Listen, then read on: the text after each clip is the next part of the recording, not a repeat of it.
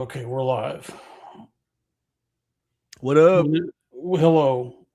What was I just saying? We were talking about the yellow brick road. There's a yellow brick road. So I haven't seen. Maybe this is addressed in Wicked.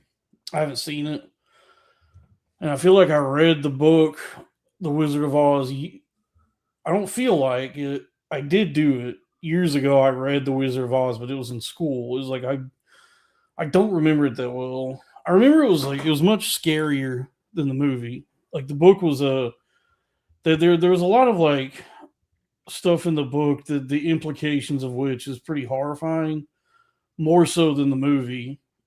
But I'm trying to. Is there anything that tells you, because when they're in the place where the yellow brick road starts, there's another road. There's a, I guess, just like a red brick road. Is bricks are usually red. Is it ever addressed? Like, where's that road go? I see. The thing is, I think I read like a very dumbed down, truncated version of it when I was like in elementary school. Like it was a chapter book, but I don't think it was like. I think they might have changed some stuff or took some stuff out. I'm not quite sure. Right. Yeah. Well, yeah. I mean, it was like a whole series by some Jewish guy. Oh, I didn't. Oh, okay. I didn't know he was Jewish Jewish. Oh, guy. I didn't know that. Okay. What was his name? Was it Frank Baum? Is that his name? But yeah. So there's like a whole some maybe at some point it's addressed, or is the yellow brick? I don't even know like what's just for the movie and what's in the book. But I was always interested in knowing like, well, where's this other road go? Like, is there a some? Is there like what all? I'm gonna be honest. Well, The red brick road doesn't ring a bell. This is the first time I'm hearing this. you don't remember in the movie? There's the where the two roads meet. It's like that town square or whatever, Okay. and they're telling her, follow the yellow brick road. And so she starts at the center of where these two roads like start swirling together, and then they like unwind and branch off from each other. Uh-huh. And so she walks the yellow brick road, and then that goes in its own direction. But that there's another road that runs, I guess, opposite the yellow brick road. That they never mention. Where does this road? Where's that road take you? Yeah. Does that take you to the Ruby City, Yeah. the Garnet City, Well, I don't know. Sapphire City? Not. Oh yeah, maybe. Yeah. I don't think the red would take you to ruby because yellow doesn't lead you to topaz or gold. You know what I mean? It leads you to yeah. I'm just Okay, so hold on. I brainstorming think here. we're getting somewhere though, because if yellow takes you to the Emerald City, then don't colors have like There's complementary colors. So like the opposite on the color wheel. So like complementary colors are colors that are like opposite of each other on the color wheel. And so like red and green go together, yellow and I think purple go together. I think here's what, because I think that like at least in the spectrum of light, this doesn't, I don't know if this is like how paint works, but at least in light, if you combine if you combine blue and yellow, you get green. So the yellow brick road takes you to the Emerald City, and that You're means talking that about primary colors and secondary colors. primary colors. So yeah, so Yes. it's like the yellow brick road takes you to the Emerald City. I'm just saying how to solve this puzzle. I'm thinking. So that means like the solve for X between the yellow brick road and the Emerald City is blue. So if the yellow brick road takes you to the Emerald City, that means the red brick road would take you to the fuck. I, I guess I'm the sorry. purple city. I guess like what is a purple gemstone? Amethyst. Takes you to the amethyst city, Yeah. and then yeah, because because so blue is the X factor in both of these. Well, I was The thinking red of and blue is purple, and the yellow and blue is green.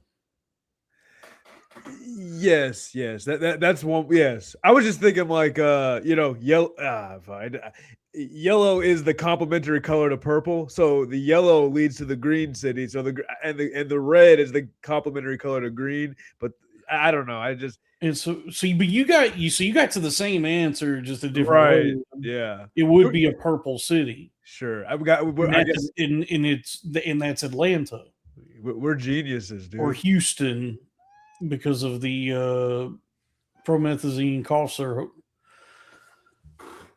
Yeah. Folks, This is all hilarious, riveting stuff here. this On is really riveting. This this is good beautiful stuff. Friday night. Thanks for spending your Friday with us talking about. We're just writing our own little fan fiction for the Wizard of Oz.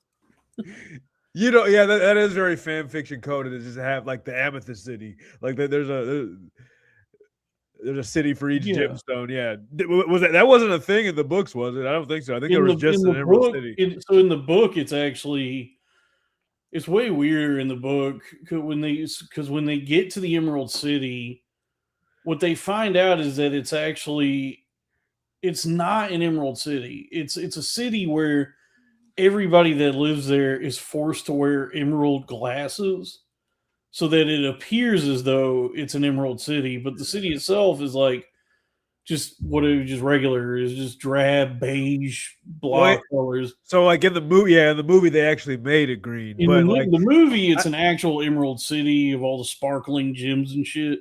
In the book, it's like this tale of the ways in which the people have been subjugated and lied to right by the powers that be in the Emerald City, and that they're all forced to wear these glasses that are like emerald shaded glasses, and they're being like tricked into thinking that this is an Emerald City, or they're being forced to like be a part of this illusion, but but then the city itself is not actually emerald.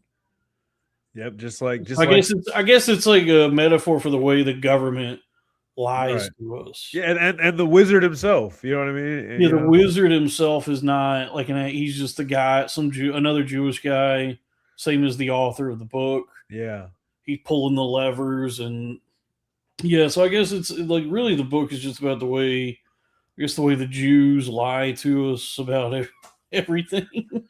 So did you see that Wicked movie? No. No. I don't. I was dragged along to go see it, and man, Ariana Grande did not look good in that movie, man.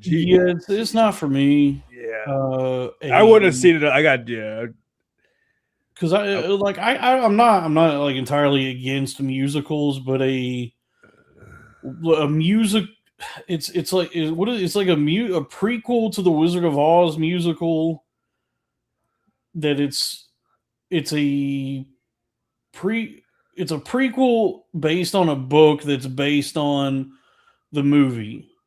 So the Wicked book, from what I understand, is fan fiction essentially. Is fan fiction, but I think it's because the Wizard of Oz is in like public domain or something, right? But the Wicked book is a prequel to the Wizard of Oz, but not the book.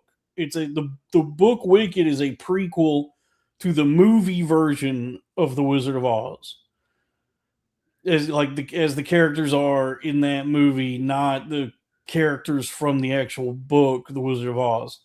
And so the movie Wicked is a adaptation of a stage play.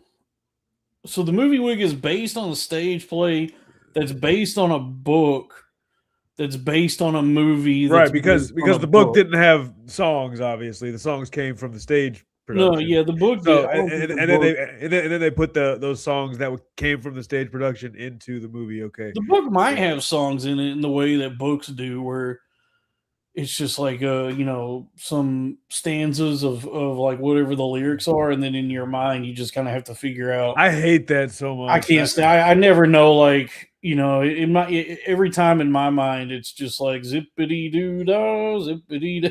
That's Like, I don't know what it sounds like. and that kind of remind like back in the day, it was hard for me to get into reading. Eventually, I did, but it was hard for me to get into reading because you'd read something and it'd be describing something that, as a child, you had no frame of reference for. So, like, you didn't know how to. I still struggle with that. Like, I always wonder about that with writing. Like, whatever the talent or skill of writing is, I don't like descriptive writing like that. Whenever I encounter it in a book, a lot of times I struggle to visualize it. And then, like, if I was to sit down and write something and try to just write anything describing what something looks like describing like the room I'm in or an object or whatever, it is difficult. It's hard to like convey that. translate Yeah. visual imagery into words in a way where that you would then you say the words you want to say or write them down, that somebody else would read that and picture what you are picturing. Yeah. You know what I mean? So I think like all that like descriptive shit, I think it can be good. I think it's a way to uh paint a broader picture with whatever you're writing, but it also can be distracting at times. Like you be reading a book and it's like you just gets too into describing stuff. Yeah. And I'm like, well, I can't see none of this shit anyway because I'm reading it. You know what I mean? It's like I want the story to continue, but I'm sitting here having to read about like what this fucking room looks like that they're all in or whatever. Yeah. So, but like, even like, yeah, with reading, I would just think like, I can't imagine what this house looks like that they're describing. So I just visualize like my aunt's house or something like that. I just visualize like, so like I like multiple books that I would read would just have like the same like Yeah, dude, my me grandma's too. house or something like that. Anytime I'm reading a book and it's like describing a place or whatever, I just picture in my mind like a place I've already been to or seen before. Yeah, exactly. And then, but and that's where it goes back to like how like how beneficial is that to the story? Like how much of it is needed? Because if you're reading a book, like you're reading a plot and character development and all that, like in the story needs to move along, and so it's not a visual medium. So I guess like I don't it is a talent to be able to like describe shit with words and get people to be able to picture something. But it requires a lot of like skill from the actual consumer of the media to actually like visualize that. Yeah. I guess so. But if I'm a reader, if you're a writer, you need to write a book that's good. Write a good book and write one that I can read and I'm not like struggling to picture what's happening. Like the challenge should be like the challenge is like, do I understand the themes and the characters and all the literary elements? It shouldn't be the challenge. Shouldn't be am I able to picture like exactly what all this fucking shit looks like? Like the density of a book, like the actual material in a book is like all the story stuff. Yeah. It's not like what does this fucking lady's garden look like? Yeah. It's like why does she have a garden? Yeah. What does the garden represent? Yeah. You know what I mean? Let's keep it moving. Let's keep it simple, keep it moving. Yeah. It's all just words on a page anyway. So it's not like I'm not gonna see none of this shit that you're telling me what it looks like. That's why it's like I was reading recently. I was reading like what was I reading? Notes from the Underground by Dostoevsky, and there's not like very, if any, very very little of like any describing anything. It's just it's just a guy who's crazy and like his thoughts and pontifications and shit. And it's really good, and it chugs along nicely. Like it's like a really dense book, or maybe it's a novella or a short. Is it anything like Beau is Afraid? Like a stream of consciousness of like kind of like crazy shit. You know what? Kind of, yeah. Like it's. By the way, I haven't finished reading it. I started it months ago and never finished it. But Well, yeah, I guess it's from the perspective of a guy who feels like he has been is slighted by society, or that he's been like an outcast of some sort, and it's sort of just like his musings. Um, and it's like obvious, it's at least from what I understood reading it, is it's this guy who is been isolated, and he's kind of nuts from it. And so it is funny that you went with you like that you say Bo is afraid, because I guess in that way they are kind of similar. Like Or maybe it's also similar, like Catcher in the Rye, maybe. maybe I haven't read that either. Oh, I guess I was just saying that like what I was reading was like it was all just thoughts, and just like the philosophy, this guy's philosophy on the world, and there wasn't anything trying to describe like what fucking whatever city in Russia he's supposed to be in, because yeah. it's one of these Russian books. So, and maybe hey, look, maybe I just have some sort of deficient. Maybe I'm not smart, or I'm just lacking. Like, can you picture like an apple in your head, and then can Sure. you rotate the apple? Right. Isn't that something they say that I've never heard that exactly. But you've yeah, never heard yeah. that? Oh, that's No. like a topic of discussion on Twitter. Is like, Oh, okay. can you picture an apple? What does the apple look like? Is it just like a crude 2D thing, or is it 3D?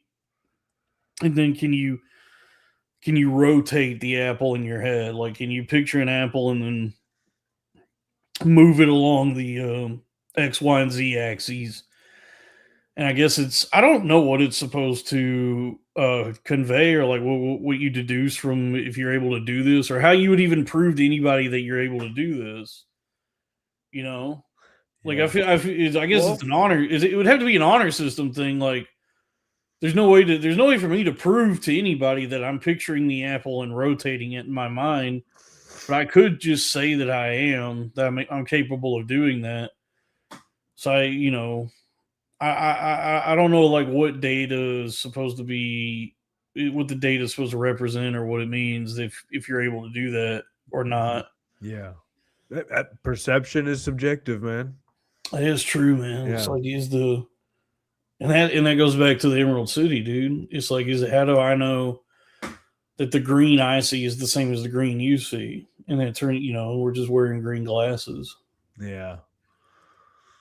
Well, folks, welcome to It's Friday. Welcome to It's Friday, the Billionaire Podcast Network.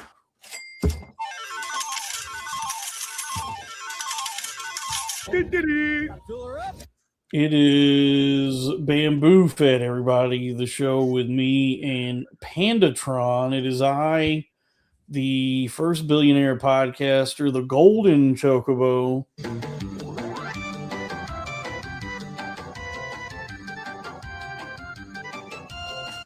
Dolphin Pruitt. And I'm joined by my friend Pandatron. Who let the dogs out?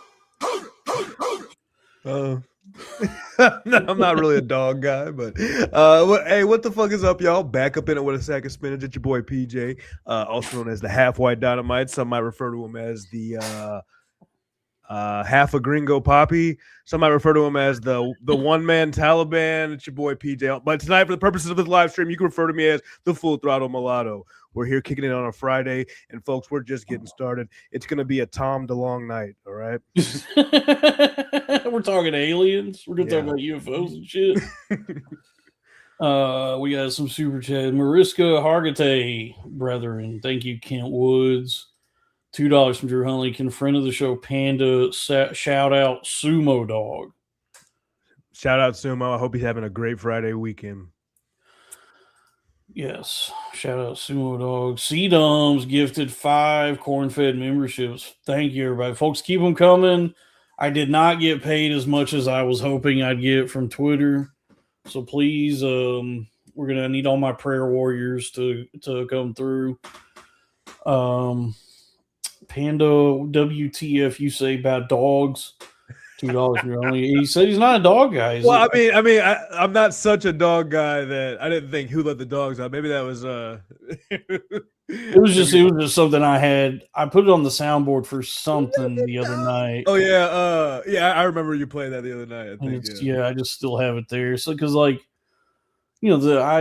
add things to the soundboard and I'll have to take things away because it only holds so many sounds. So it's just still there. Well, speaking of things you said throughout the week, I heard you the other day talking about Quick Trip. So you were really putting Quick Trip on a pedestal. Dude, I love Quick Trip, especially since like Buc-ee's has become so prominent. Everything's Buc-ee's now. People are going nuts for Buc-ee's. That I feel that it's necessary to let people know what the real shit is. Like, what's the real gas station that people go to? Well, around my parts, we have a Quick Trip like literally on every corner, pretty much, and they're not like it varies in quality depending on where you're going, obviously. Sure. But you were talking about the roller items, the taquitos and the corn dogs and stuff like that. Yeah, I like to I came up with my own little concoction there at Quick Trip. I like to take Chipotle, so like I'll get a taquito or whatever, whichever flavor. They have like the beef ones and the steak and cheese, chicken and cheese, and then they have like a pepper jack, cream cheese thing. But anyways, I have this thing called tiger sauce that I make. All right, and it's basically I take a cup full of Chipotle and then I'll zigzag a little barbecue sauce on top of that. And I close that up, shake it up, and then I'll dip my taquitos in that shit right there. Sounds kind of fun. That's something people may not appreciate like we do, or may not even realize that the whole like it's not really a kitchen, but just the whole section at a gas station where you can get like food and they have all the condiments and stuff, is you can make it into a kitchen. Yeah. Oh, you can get in there and really start experimenting and mix things together and have some fun with it.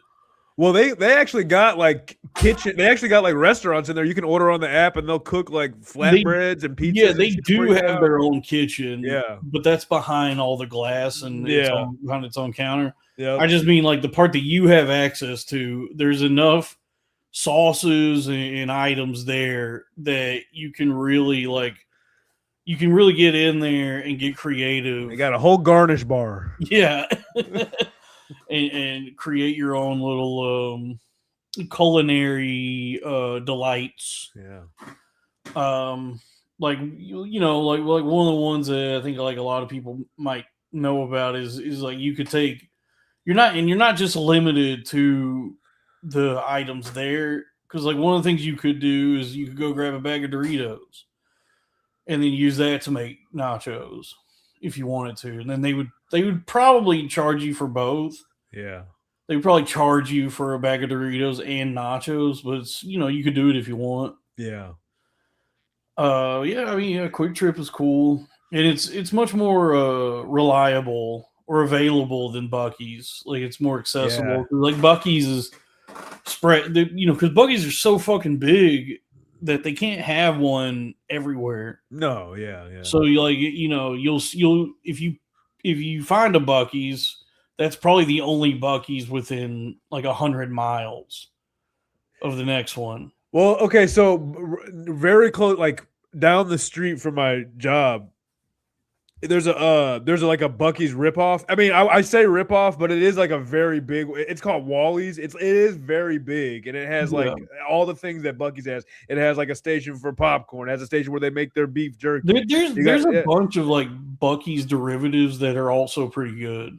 Yeah. Well, but I want to say it's right down the street from my job. So sometimes, like during my lunch break, if I'm like, I will go over there and I'll just I'll spend my lunch break and I'll take a shit in there. It's a great bathroom. Because you were talking about it the other night. The bathrooms are so wide and spacious and they're always clean. So, and that is the draw of Buc-ee's. That's like their big selling point, is they have great bathrooms, and they do. I would say, like, more than anything else at Buc-ee's, what's truly exceptional there is the bathrooms. They're always clean, and they're there's a lot of toilets. Yeah. They're clean, and They give you a lot of room. A lot of room. They're spacious, and there's tons and tons of toilets and urinals, and the door to the toilets closes. Oh yeah, it closes all the way, and there's no gaps. Privacy. So you have total privacy in your stall. So they do have like pretty highfalutin bathrooms. Great place to drop a load. Great. Buc-ee's is a great place to take a shit. Yeah. Great place to piss, shit, do all you maybe bust a nut if you wanted to. Just be quiet. Yeah. Just try to be as quiet as you can while you're jacking off in the Buc-ee's bathroom. Yeah. And on your way out, go ahead, grab a hat. Grab some sunglasses. Grab a hat. Grab some specialty beef jerky. Grab a wrought iron cross to hang up on your wall. Get you some pillows and mosquito spray. And so when you go in there, they also have like a family restroom too. That's like it's like a room in and of itself that you can close the door and stuff like that. And it's more accommodating to that. So you don't have to bring like the little kids into the big open space or whatever. Yeah, I mean, sometimes I'll hang a right and just pop into that one right there. And I just think like, what if I walk out and someone's like, that's only for, isn't that like I think about these things so I know how to deal with them if they happen or whatever. So if I use the restroom in there and I walk out and someone's like, yeah, that's only for family. You don't have, it's like for your kids or whatever, stuff like that. Someone said that to me. I would just be like, I just dropped my kids down. Yeah, I just dropped my kids off. Actually, why don't you go check on them real quick and I'll pat them on the back and walk the fuck out. I wonder. I've always worried about that. Anytime I go to a place that has like a family restroom, the most recent place I did that was at the movie theater. So like they had like the restrooms for everybody, but then they had the separate family restroom where you could lock the door. And I was feeling shy, so I didn't want to pull my penis out in a room with other guys with their penises out. So I just went in the family restroom, and every time I've done that, I'm always worried that I'm going to walk out and there'll be just like a whole family tapping their toes, staring at me, mad. That they've been waiting on just a single man to get done pissing and shitting. But it's never happened, and I've never seen like an entire family go into one of those things. It's still only one toilet. Yeah. So it's not like a mother and son and father and sister. Well, I think it's more all so take like a shit at the same time. I mean, maybe like two of them could somehow fit on that one toilet together. Yeah. But it's not like there's enough commodes for everybody to take a dump at the same time. But as a family, they like to collect each other's biofeedback. Be like, all right, you're smelling good. All right, you're smelling good too. Okay, cool. Yeah, they all got to be in the same room. Let me inspect the stool and see how solid or how soft it is. Yeah, everybody checks out. Yeah, they're sizing it up on the Bristol stool chart. Yeah, you ever seen that? Yeah, for sure. Where it tells you like how healthy your stool is or something.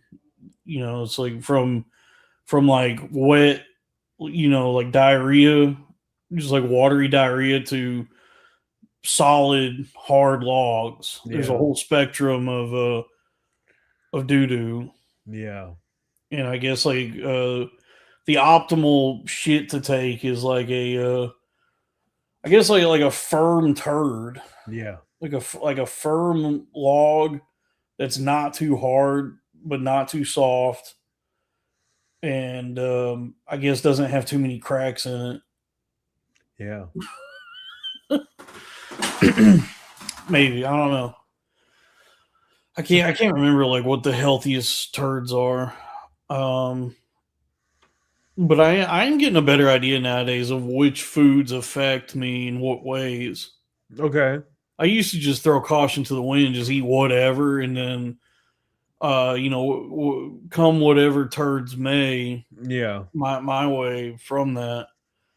But now it's like I guess maybe it's a maturity thing or an aging thing. I don't know what, but I am trying to be more mindful and allow for like better shits to happen. I'm trying to create the conditions so that when I go take a dump, it's not too wet and it doesn't. It's not something where I'm going to be there forever, trying to wipe it all up. Because that's the other thing is like if you take too sloppy a dump, you're gonna be stuck there forever wiping. Yeah. If you don't have a bidet, which most places still don't. So like even at the Buc-ee's bathroom, you have to wipe your ass. There's no bidet, and that's where it's imperative that you eat in a way that you're not, having to wipe too much. Yeah. So, can we get a debit on the soundboard? Debit. Let me see. You can barely. I might be able to do that right now. Yeah, I was gonna say I could barely hear him say that. We could barely discern what he was saying, but we can boost that debit. Debit. Man, yeah. There's got to be a way for me to be able to do that. Yeah. Sorry. I was gonna contribute to the shit talk, but I don't want to scare all the hoes away. No, go ahead and scare the hoes. I'm trying to see is there a way for me to get the debit? Hold on. Yeah, so a long time ago I did eat it, and I wasn't eating right.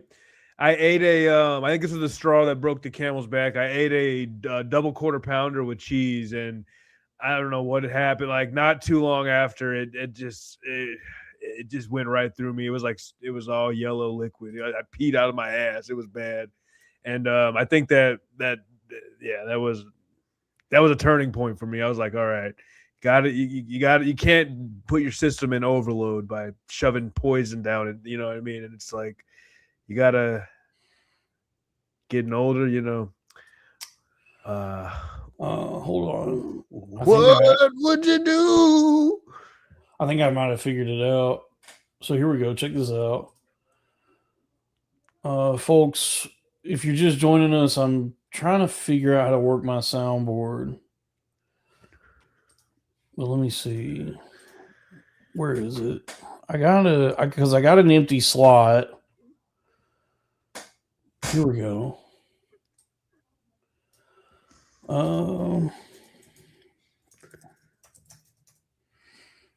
And then I just got to find the file.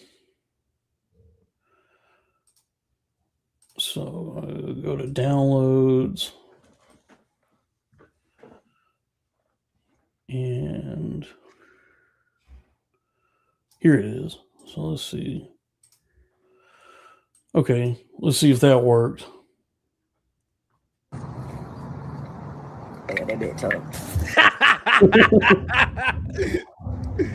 That bit. There we go. So there we go. I got it. That bit tough. That was great. Okay, that's a great cut.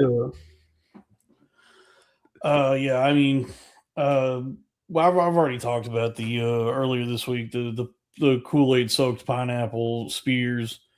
So I don't know what else can be said about it. It's you talked about it. Yeah, it bothers.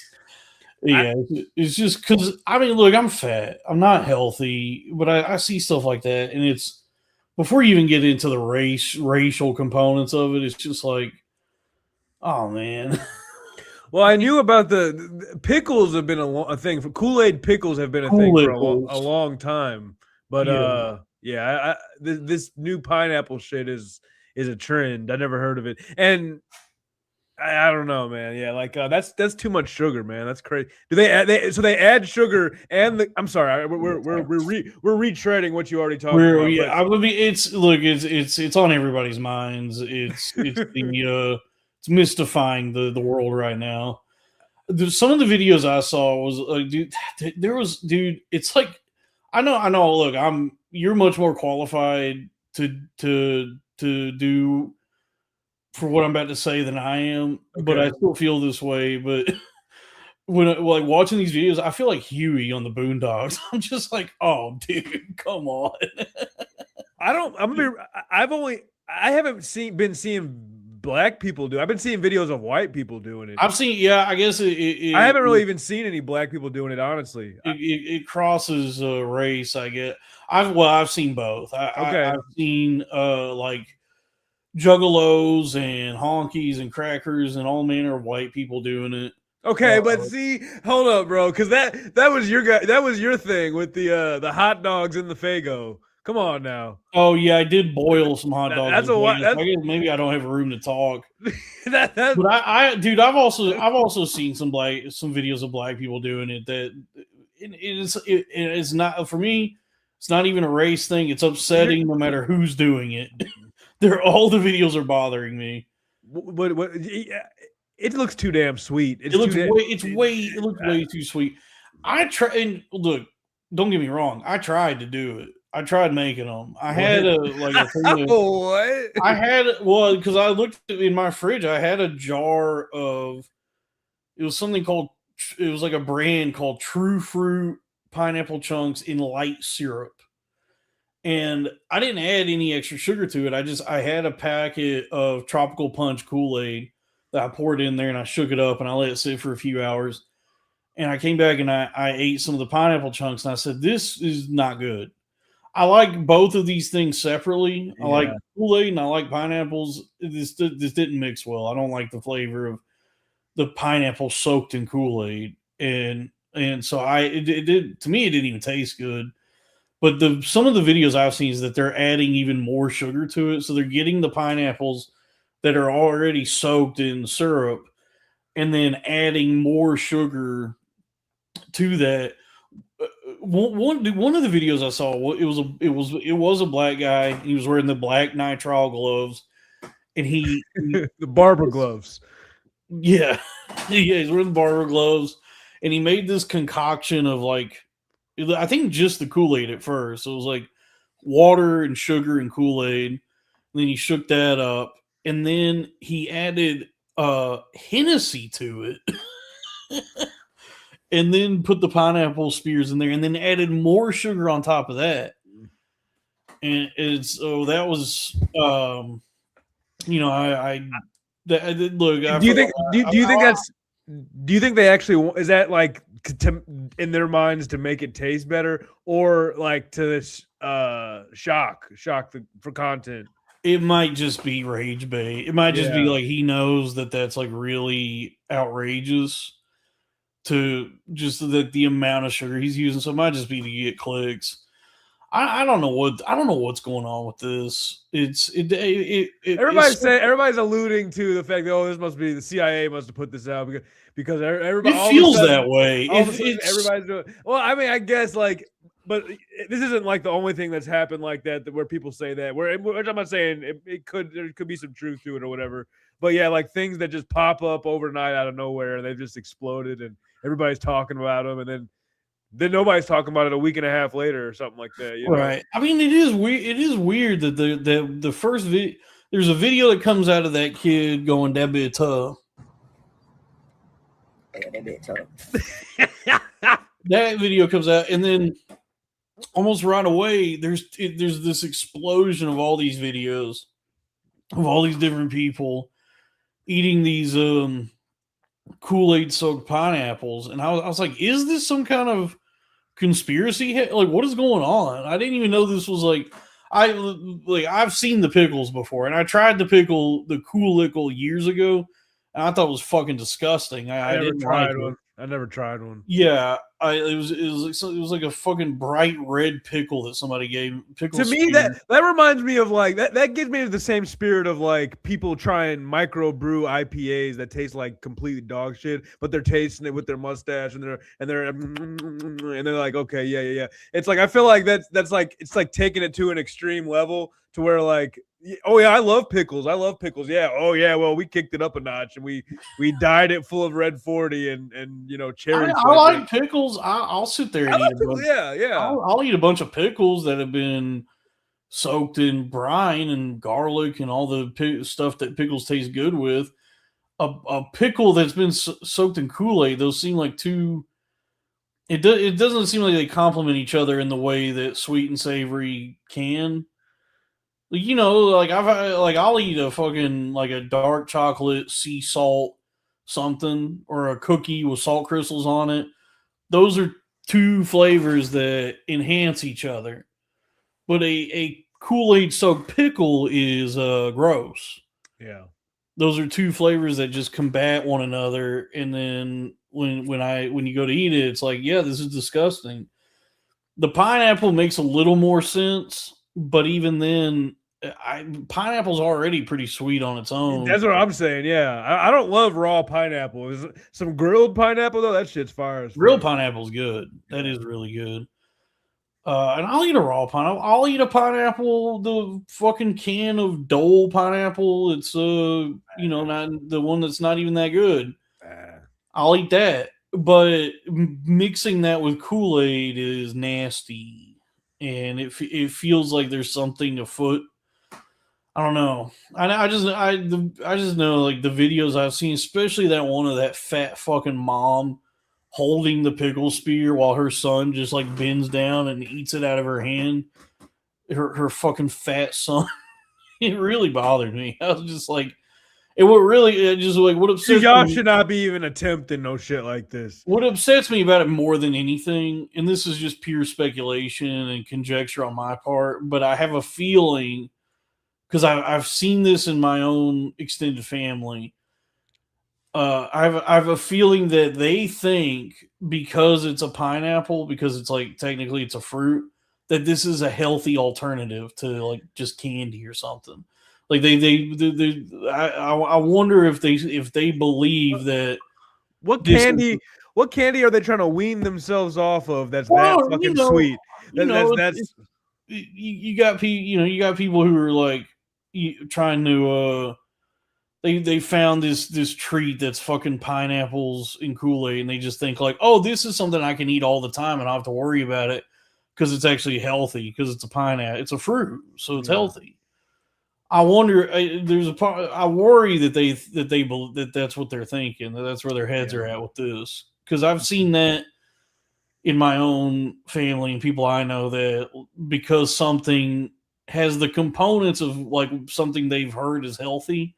Yeah, that it is in fact healthy, and then they're just eating like 100 grams of sugar a day. Blueberry is a superfood, and then you eat like blueberry is a superfood. And I know, yeah, but then you can't eat like 5 pounds of it. You know what I mean? You can't. I mean you can, but I mean that's a lot of sugar as well, right?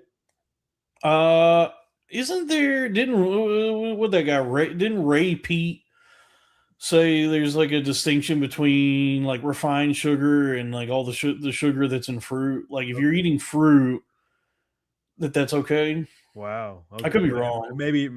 Like I said, I mean, my whole life being a fat guy has always been trying to like, and maybe that's like I see reflections of myself in the Kool-Aid pineapples, because my whole life has been trying to find some workaround, trying to find like a way that I can like still eat whatever I want, but it's not bad for me. You're trying to crack the code, yeah. Yeah, trying to find like what can I eat that's still delicious, that I can eat a bunch of, but it's not going to kill me or it's not going to make me fatter. And so I've done that with fruit, where I go, maybe I could just eat like all the fruit I want or whatever. And the harsh reality is I have to like just eat less and not eat too much sugar, instead of like, eating 5 pounds of blueberries. Well, now that you mention it, maybe 5 pounds of blueberries isn't the worst thing in the world. It's that's better than pineapple soaked or Kool-Aid soaked pineapple, Sure. Now, what if maybe Kool-Aid soaked blueberries might be good. I might try that. Maybe. I don't know. I just it's gonna come. It'll come and go. You're right. In like a week or two, nobody will remember the Kool-Aid soaked pineapples. Unless there's some sort of They're not good enough. People don't like them tragic enough. event that occurs. Nobody likes them. It's a content concoction. It's a content. You know what I mean? Like, Yeah, it definitely seems like a content thing. I can't. It doesn't. They don't even look good. They don't. When they pull those spears out, and they're the bright color, the green, red, blue, or whatever. It's that I don't. As unhealthy as I've been in my life, that does not look appetizing to me. Something that's that unnatural looking. what flavor do you think would be the best to soak it in? for your personal tastes. Pineapple. Well, the tropical punch wasn't good. It might go good with like the black cherry might be good, or what's another flavor? The blue raspberry lemonade. That might be a good one. Okay, I was just yeah.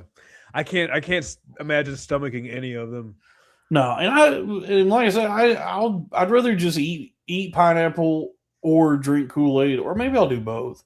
But I don't want to mix them. Like I did, I did make some Kool-Aid yesterday, and it is delicious, cherry flavored. I did reduce sugar, so I only did half a cup, so a full cup of sugar, and I only drank like one glass of it, and I said I can't be drinking this shit.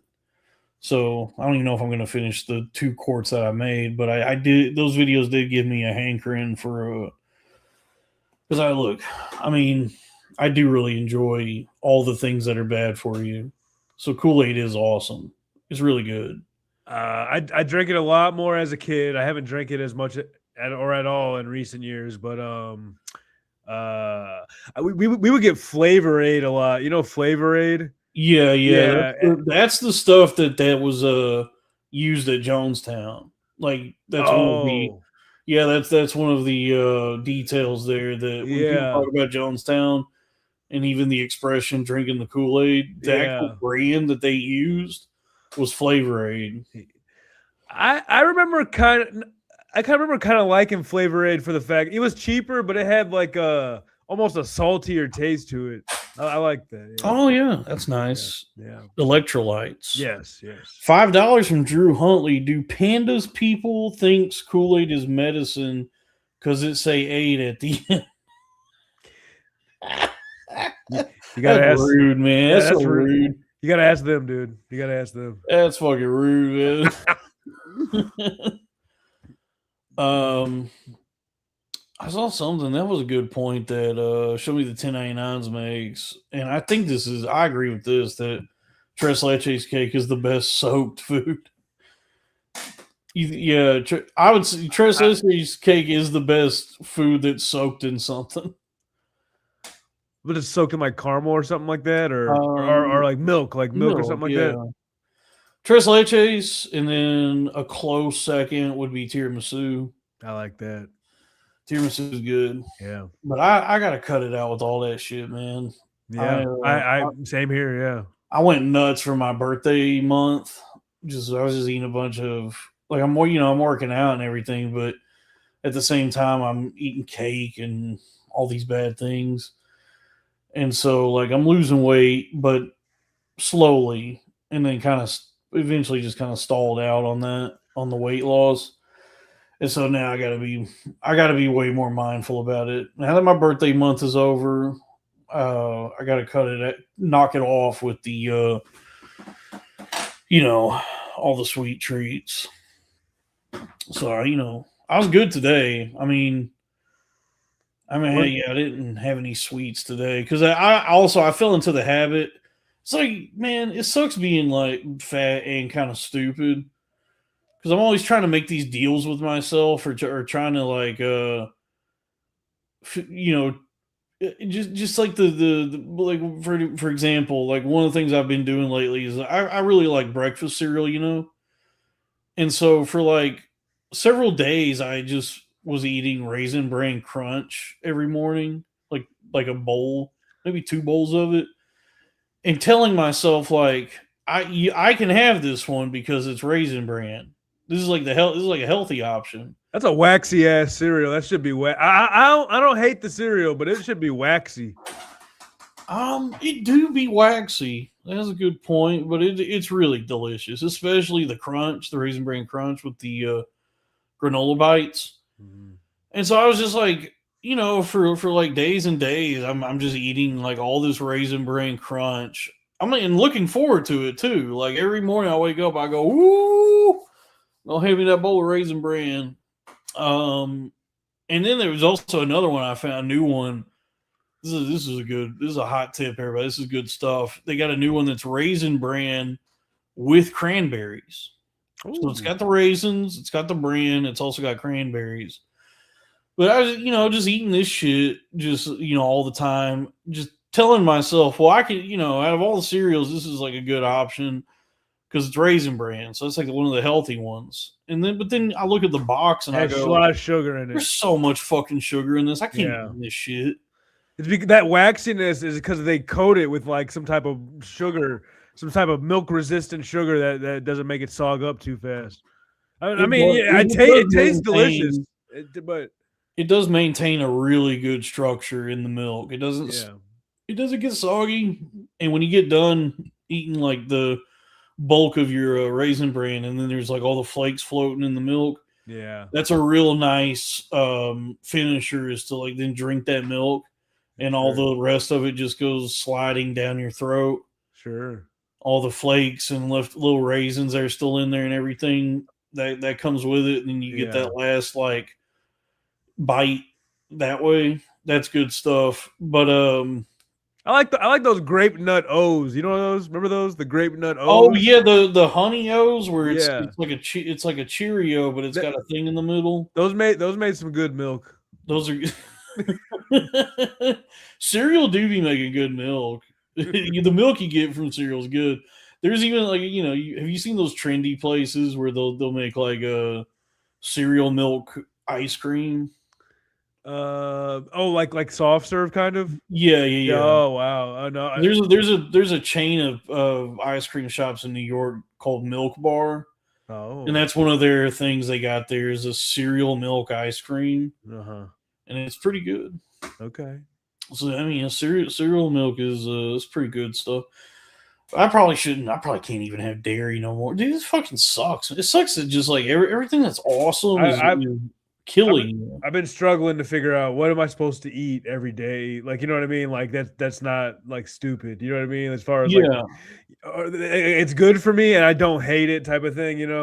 And you got not you, but like I feel like I had to get like a fuck ton of protein and stuff like that. And it's just like I guess I did that today. I was like trying to figure out what can I have that's like something quick that I can snack on that will give me like the protein I need rather than like what I normally reach for, which is like potato chips or crackers or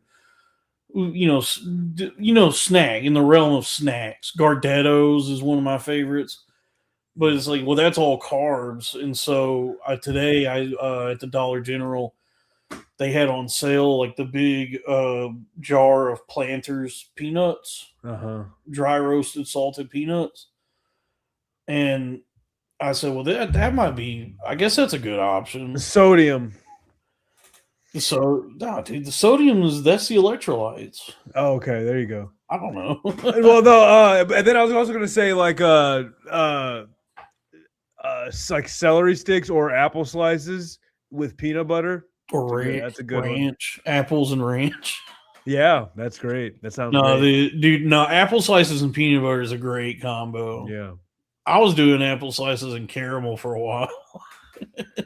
And I was like, the caramel's really canceling out anything that's healthy about this. Maybe you could buy like a high protein peanut butter and I got some jar of something that was really expensive that's like a bunch of different nuts and also flaxseed and all this other stuff.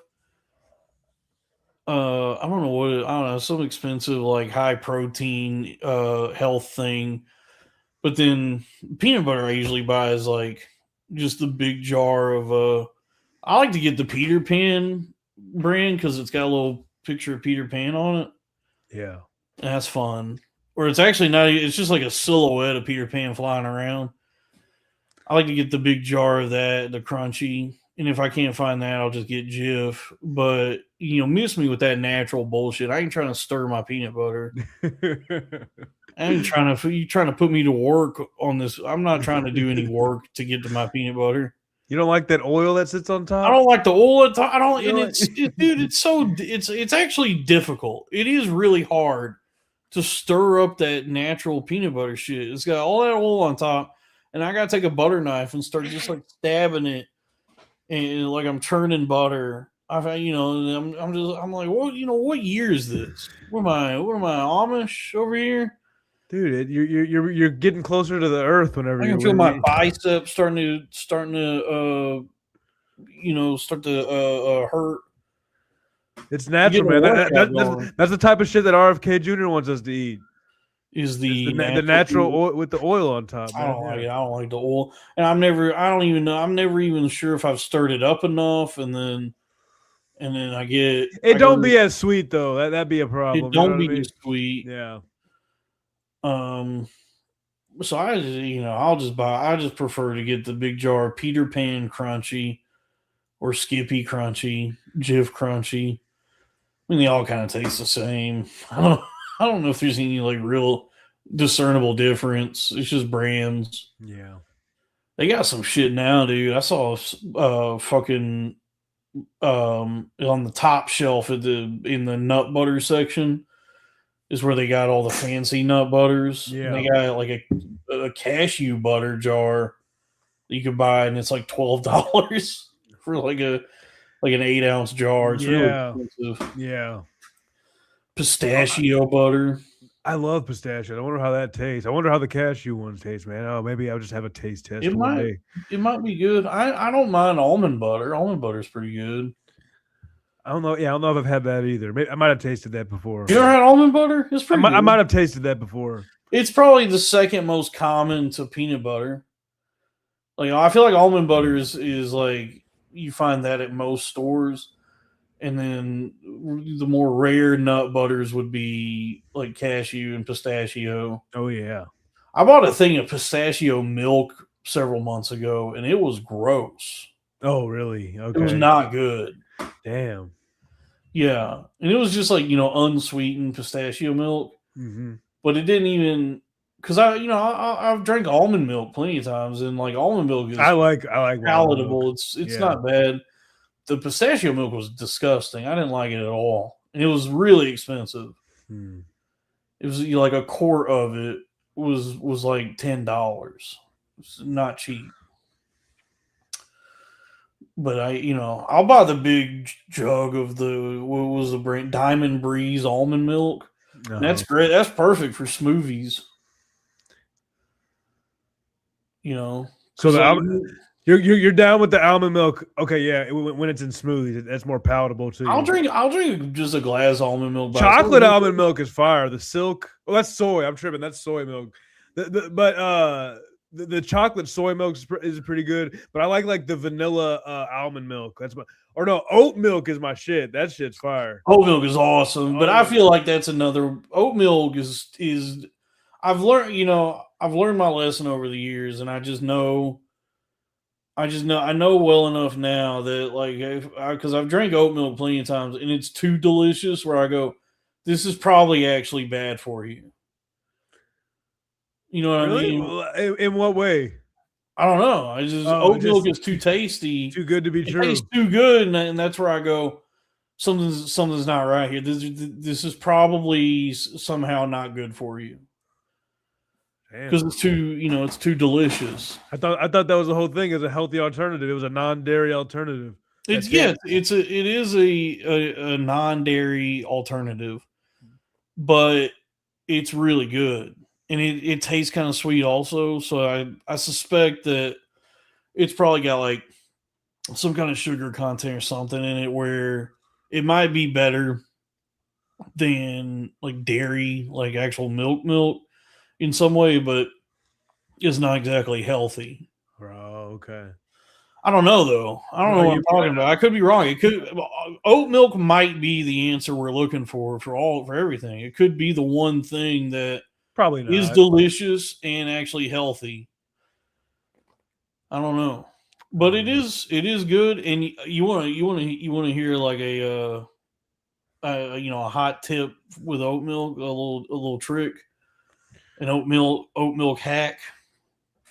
Whoa, real quick, Dalton. Why don't you save that for the Patreon, because we're at about 8 o'clock and 59 minutes right now. I can't believe it's already been an hour, dude. We've just been talking about food and milk. Yeah. So this is like someone in the chat said, this is the supermarket sweep episode of Bamboofed. But yeah, so we're not. Yeah, we're just gonna keep streaming. So if you're here, stay with us. When this is over, I'm gonna chop it up and put the everything that is going to be on the Patreon will be on the Patreon. So the Patreon is patreon.com/cornfed with Dalton Pruitt. And now on to the Patreon. Okay. Follow me on YouTube. Bye-bye. Okay, and follow Panda. Did you want to do your full plugs? That's all I really care about. Just subscribe to the YouTube channel. So follow Patreon on YouTube, and please subscribe to the Patreon for this channel, which is patreon.com/cornfed with Dalton Pruitt. And now everything after I say the word Patreon here in a few seconds is going to be on the Patreon. Okay, we're still here. So what were we? So oat milk hack. They don't teach you this in oat milk school. They don't teach. This may be something you didn't learn in milk school. No, just when I was working as a barista, one of the tricks they taught us is just that when you steam oat milk, it actually like brings out the like flavor profile of it, and it makes it just naturally sweeter. Wow. Like taste sweeter. So like steamed oat milk is really good for like lattes and stuff, or just to drink on its own. Wow. I used to do that all the time when I worked as when I was a barista. I would just steam a glass of oat milk and drink that. Ooh, I would go for that. Yeah. Pretty good. I would never even usually drink any type of just glass of milk for fun or for recreation. I do it all the time. I'm not judging. No, I'm not judging. I'm just saying like it's not my jam usually, but I can see myself getting. It's not jam. It's milk. Oh, my bad. You could have some jam with it if you want. You could. I tear through milk, dude. I'm at the store like twice a week getting milk because I just go through gallons of it like crazy. I really like milk. I don't know if it agrees with me. I don't know. I haven't tested the limits, but I just have a sneaking suspicion. Yeah, I mean, I don't know if it's a race thing, so I don't want I'll just maybe it could be. I'm not gonna go there, but I mean, I have heard that. Take it all the way. I've heard that most people are allergic to milk, like have some sort of aversion to lactose or like cow's milk. And that it's really not, really meant for us to drink milk necessarily. But I guess I'm fortunate enough, like whatever my genetics or I don't know, I can handle milk no problem, and I really enjoy it. Yeah. And I'm talking, I get the full vitamin D whole milk, the red label. Miss me with that blue label. And God forbid the pink one, the skim milk. I'm drinking. That's some masochistic shit right skim there. Milk is some bullshit. Why would you do that to yourself? I get fucking mad if somebody be having skim milk in their house, or if I go to a place and the only milk option they have is skim milk. I'd rather have no milk at all. If someone who has skim milk in their refrigerator, you can go in their refrigerator, take the jug, pour out half of it, fill the rest with water, put it back in their fridge, and they would never even notice. Exactly. I was at a hotel recently, and for the continental breakfast, the consequential breakfast, the only milk they had in the fridge to drink was the little cartons of skim milk. I was furious. I drank 3 of them. I did still drink the skim milk with my breakfast. You're a milkaholic, man. Dude, I'm a milk. I really From a young age, since a grasshopper. I really enjoy milk, dude. And do you have any Brahms where you are? What's that? It's a burger / ice cream. Oh no, grocery store. No, dude. And this is something me, Sal, and Kevin have waxed poetic about plenty of times on here. But yeah, Brahms is this like a chain of regional fast food restaurants throughout Texas and Oklahoma, and it's I guess like their main thing is like their ice cream. That's like their draw is that it's like an ice cream parlor, but they also have like a full menu of burgers and fries and shit. But then every Brahms also has with it its own little market. So it's like imagine like like if McDonald's also had a grocery store. okay, And that's kind of what Brahms is. And it's not a kind of like bad it's like Dairy Queen a little. Dairy Queen minus a. I guess it's closer to Dairy Queen. It'd be like Dairy Queen, but with like a small little grocery store attached to it. Yeah. Like it's like where you could buy like, it's not gonna have everything that a grocery store has, like a big grocery store, but they have like produce and different food options, and this is the real seller. This is the one that'll send you away talking. Is the milk at Brahms is just far and away better than any other milk you're gonna get anywhere. It's just such a step up from all the other milk that's out there. Yeah. And you can only get it at Brahms, but it's I don't know, it's just so full bodied and so delicious that I mean the Brahms 2% tastes like every other brand's whole milk. Interesting. You know what I mean? Like the Brahms 2% tastes like like a Borden whole milk or whatever the other milk brands are, Yeah. So the Brahms whole milk tastes like ice cream. It tastes like, it's just like this delicious, thick nectar from a cow's teat. Have you ever you've heard of Oberweis, probably, right? What is it? Oberweis? No. Oberweis? Yeah. They still you can get milk delivered to you still like the old days, like the milkman and stuff like I've that. never heard of this. No. They got stores, and you can also get it delivered to your house and stuff like that. But they make ice cream at their store at their shops. I've never heard of Oberweis. Is this a regional place? Maybe, I guess so. Probably. Let me see. Have I seen this Oberweis? But they got I'm not like I said, I'm not like a milk guy, but they had some good ass milk too. I've never seen this. Yeah, they're pretty good. They're pretty good. Yeah, I've never heard of this, nor have I seen it. I really want to try it now. Yeah, you'd probably like it. I guess this might be a Midwest thing. Sure. Yeah, I do really want to try this now. This looks awesome. but you were talking about milk, and I was just thinking about people used to get their milk delivered to their house every day because they didn't have like reliable refrigeration. Yeah, in those little glass bottles. Yeah, 6-pack of them thick glass bottles you could really bonk someone with. Yeah, I remember we had that once when I was a kid. I remember there being like just one time we had like a milk delivery. Yeah, in those bottles like that. Yeah, and I don't know why or how that happened, but I do remember thinking that it was really good milk. It was the only time that ever happened, and all the milk for the rest of my life has just been bought in those plastic gallon jugs. Probably not cheap to get good milk. Milk is going up, and along with just everything is going up in price. But yeah, milk is about $5 a gallon now. Yeah, it's crazy, dude.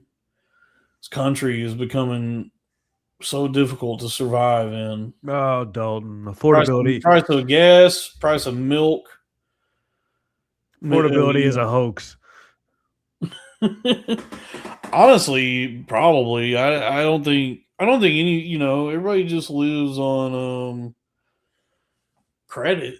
Everybody lives on like is in debt. I saw something earlier with this guy, and this is kind of my strategy for like finances right now. I'm glad to see that somebody else is practicing this same financial plan. I saw something on Twitter earlier. This guy was like, I haven't paid a single bill in like 2 years.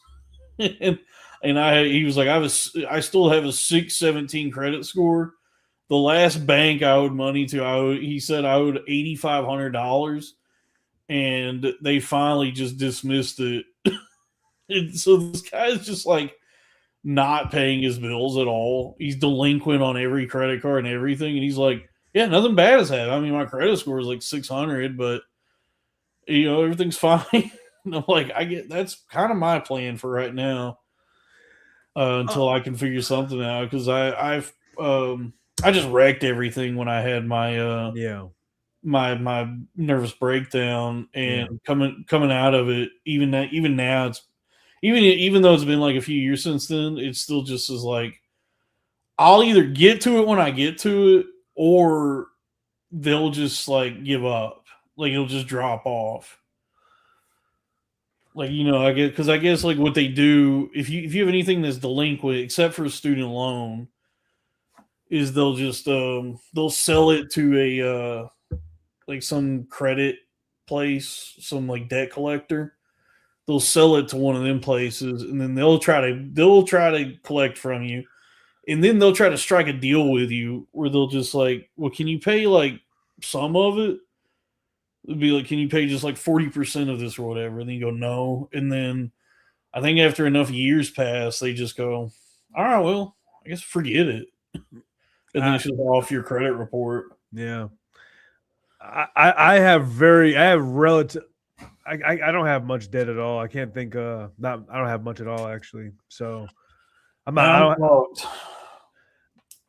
problem is like I forget to I don't want to put my stuff on auto pay, but then I forget to pay the bill. So I'll have like late payments. Yeah, I do that. So that's where my snafus come along. But yeah. I mean, I do, man. Folks, please, let's get some super chats going. Because I do something I am going to have to pay, unfortunately. Or maybe not. I don't know. But I do owe the IRS a bunch of money for this tax season. Damn. So, like, when I filed my taxes, they said, like, here's what you owe. And I go, well, I can't pay that right now. So, can I get a payment plan? And I just got a letter from the IRS that was like, yeah, you've been approved for a payment plan and I just was like, when I signed up for the payment plan, they said, well, what amount do you want to pay each month? And I just was like, well, $100 seems like a good round number. So I guess like $100 a month. I don't know how that may affect me negative, like what that's going to do to me or how that works. But they said, yeah, okay, $100 a month until you pay this off. But I mean, we are going to charge interest on that bugs the shit out of me because come on, y'all. I kind of understand. I understand like a bank or some other organization charging interest on something. But the fucking government is charging it, like the IRS is charging interest on taxes. Yeah. I don't, that upsets me because because it's like, well, this is I don't know, dude. I'm trying, y'all. I'm not trying. I'm fucking trying, and I didn't borrow this money. Yeah, it wasn't like it's not like this is a loan or a credit card. Like this is just money that you're like telling me I owe you anyway because I worked and made money throughout the year. You are contributing to society more than someone that's just dead. I mean, I'm not trying to shit on more than these welfare queens out there. That or someone who's just sitting on the side of the freeway underneath the bridge, living underneath the bridge with a group of other homeless people or something like that. You know what I mean? Yeah. It's like you're contributing more. So can I catch a fucking break? I'm trying to help stimulate the economy and pay. What I'm doing is not fundamentally not too different from what they do, because I mean pretty much what I do for a living is just all in a bunch of different ways beg people for money, but it's dressed up as something else. No, they're investing. They're investing in you. When you give money to a homeless person, that you're not investing in them. You're like, okay, here, I hope things work out for you. I guess you are investing, but these people are consciously investing in something That's true. that has like a way more high potentiality than whatever that dude got's going on. When you help out a homeless person, say here's $5. Sometimes in the back of your head, you're like, dude, I know you probably just want to get a drink. Here's $5 for a drink or whatever. Yeah. But when people give you $5, that's because they see you going, doing something else. You know what I mean? I'm trying to create something incredible for this planet. And pay your taxes on time. That's what you would do if you could. That's what I would do if I was able to. I don't know. I just have, because I mean I've filed my taxes every year I've been an adult. Or I guess even before then, because I mean I had to file them even when I was a teenager working. But I'm still relatively new to like having to file all these like different 1099s, just like self-employment. And so it is they just punish you for trying to follow your dreams, because when you're doing like self-employment and you're doing like 1099s, there's nothing that get like, unless you're doing quarterly payments, there's nothing that gets withheld throughout the year. And so when you file them, you just get hit with like the most aggressive tax bill, where they go, all right, well, just give us it's like 40% of what you made throughout the year. I'm like, well, I don't have that. I don't have that right now. Dude, oh man. But I guess like because of the benevolence and kindness of the United States government and the IRS, they do let you do a payment plan. So I don't have to pay it all at once. I could just pay a little bit once a month until I'm dead, which is the plan. Yeah. And that's the same plan I have with my student loan. No, that's not the plan. The plan is to get such a large sum of money that you just knock all that shit out and buy an RV. And go that is that okay. I don't like talking about like financial plans too much. I think sure. It's better to just do the thing you're going to do and then talk about your successes.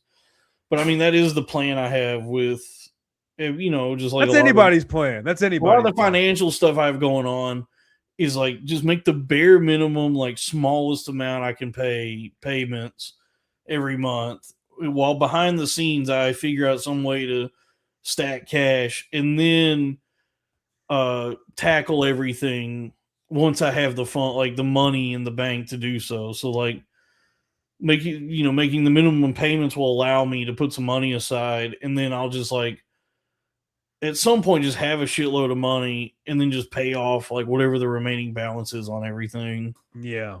That's kind of what I would like to be able to do. So we need the super chats, folks. Hold on, I gotta take a spoonful of this real quick. Okay, so something gross. Oh yeah. What are you washing it? Oh, sorry. I always ask you the question right when you put it in your mouth. Wonder what he's washing it down with, folks. Could it be soda? Could it be a glass of milk? Washing it down with some oat milk, or possibly. It's definitely not Oberweis. He got a soda there. Oh yeah, up in the thermos, he's sipping on that soda. There we go. That bit tell right there. That bit tough. Yeah. That bit tough. Dude, I might have like fixed my foot pains, so okay. I may not have to take this shit no more. I was like really hurting for a long time with my feet, and then like because the feet are out of alignment, it starts to affect my knees and hips and everything. And I was walking on the treadmill the other day, and and this has been plaguing me for a while. And the problem has been like, what's the right pair of shoes or the right inserts? Like, what do I got to do to deal with this to be able to feel comfortable, right? And so I got a really nice pair of shoes on. My New Balances cost a lot of money, so I like made the effort to get really good shoes. And then I've been wearing these Dr. Scholl's. I've gone through like 3 different pairs of Dr. Scholl's to try and figure out like what's a good pair of orthotics. And then after doing that, like getting one pair, and it's like, oh, this is kind of helping, and then I'm just everything hurts again, and then switching to a different pair, some different design, and and then that hurts, and then another one. Eventually, I said, man, fuck this Dr. Scholl, some another Jewish doctor, trying to manipulate. Is that show? Is that Scholl? Okay? Anyway, but I finally just said, you know what, forget the orthotics. Enough with the inserts. I ripped out the Dr. Scholl's, and then the those like real minimal shoes I bought that Dave recommended, those Skinners, the ones that look like socks. Yeah. They came with Principal photography. Yeah. Yes. Those came with insoles that are optional, or the little document that came with, so you can take these out if you want. So I had taken out the insoles from those, and I just had them sitting on my dresser. And then on my New Balances, I took out the Dr. Scholl's, and then I took those inserts from those sock shoe things, the Skinners, and I put those in my New Balances. Okay. And those insoles are like really minimal. It's like real like wafer thin and porous. They got it's like a bunch of holes in it. Okay. Looks like a waffle. Looks like a foot shaped waffle that's like real paper thin. It really isn't even. It doesn't provide any extra support or do anything other than give my foot something to grip on while it's in my shoe. So it's just real bare bones minimal. And I put that in my New Balances, and so far that has been working. Like I walked today, I went on a hike, and I hiked almost 4 miles, and it's the best I've felt in a long time. Like just going about my my walk, because like a lot of times I'll be walking and I'll make it about a mile, and then I'm screaming in pain. Just everything is hurting, and it's like going from my foot all the way up my leg, and my knee is popping, and everything's out of alignment. But then just like going real minimal, just like bare bones with these New Balances I'm wearing, that seems to have alleviated the problems I've been having. Yeah. So it may have been that the whole time, ironically, the Dr. Scholl's was the thing that was impeding me. Wow. The thing that was supposed to help was actually hurting me. Yeah. I don't know. That's good. Well, hey, dude. Yeah. If that helps you get off the kratom or something, or you feel like you don't need to use it as much anymore, yeah, that's because I've been taking this stuff just because like everything fucking hurts all the time. Yeah, absolutely. Yeah. Because like the like barefoot shoes I got, like I can't wear those on like a hike or anything because there's rocks and stuff. Yeah. But I've been wearing them just whenever I'm walking on a treadmill and stuff. So I've been doing a lot of barefoot walking.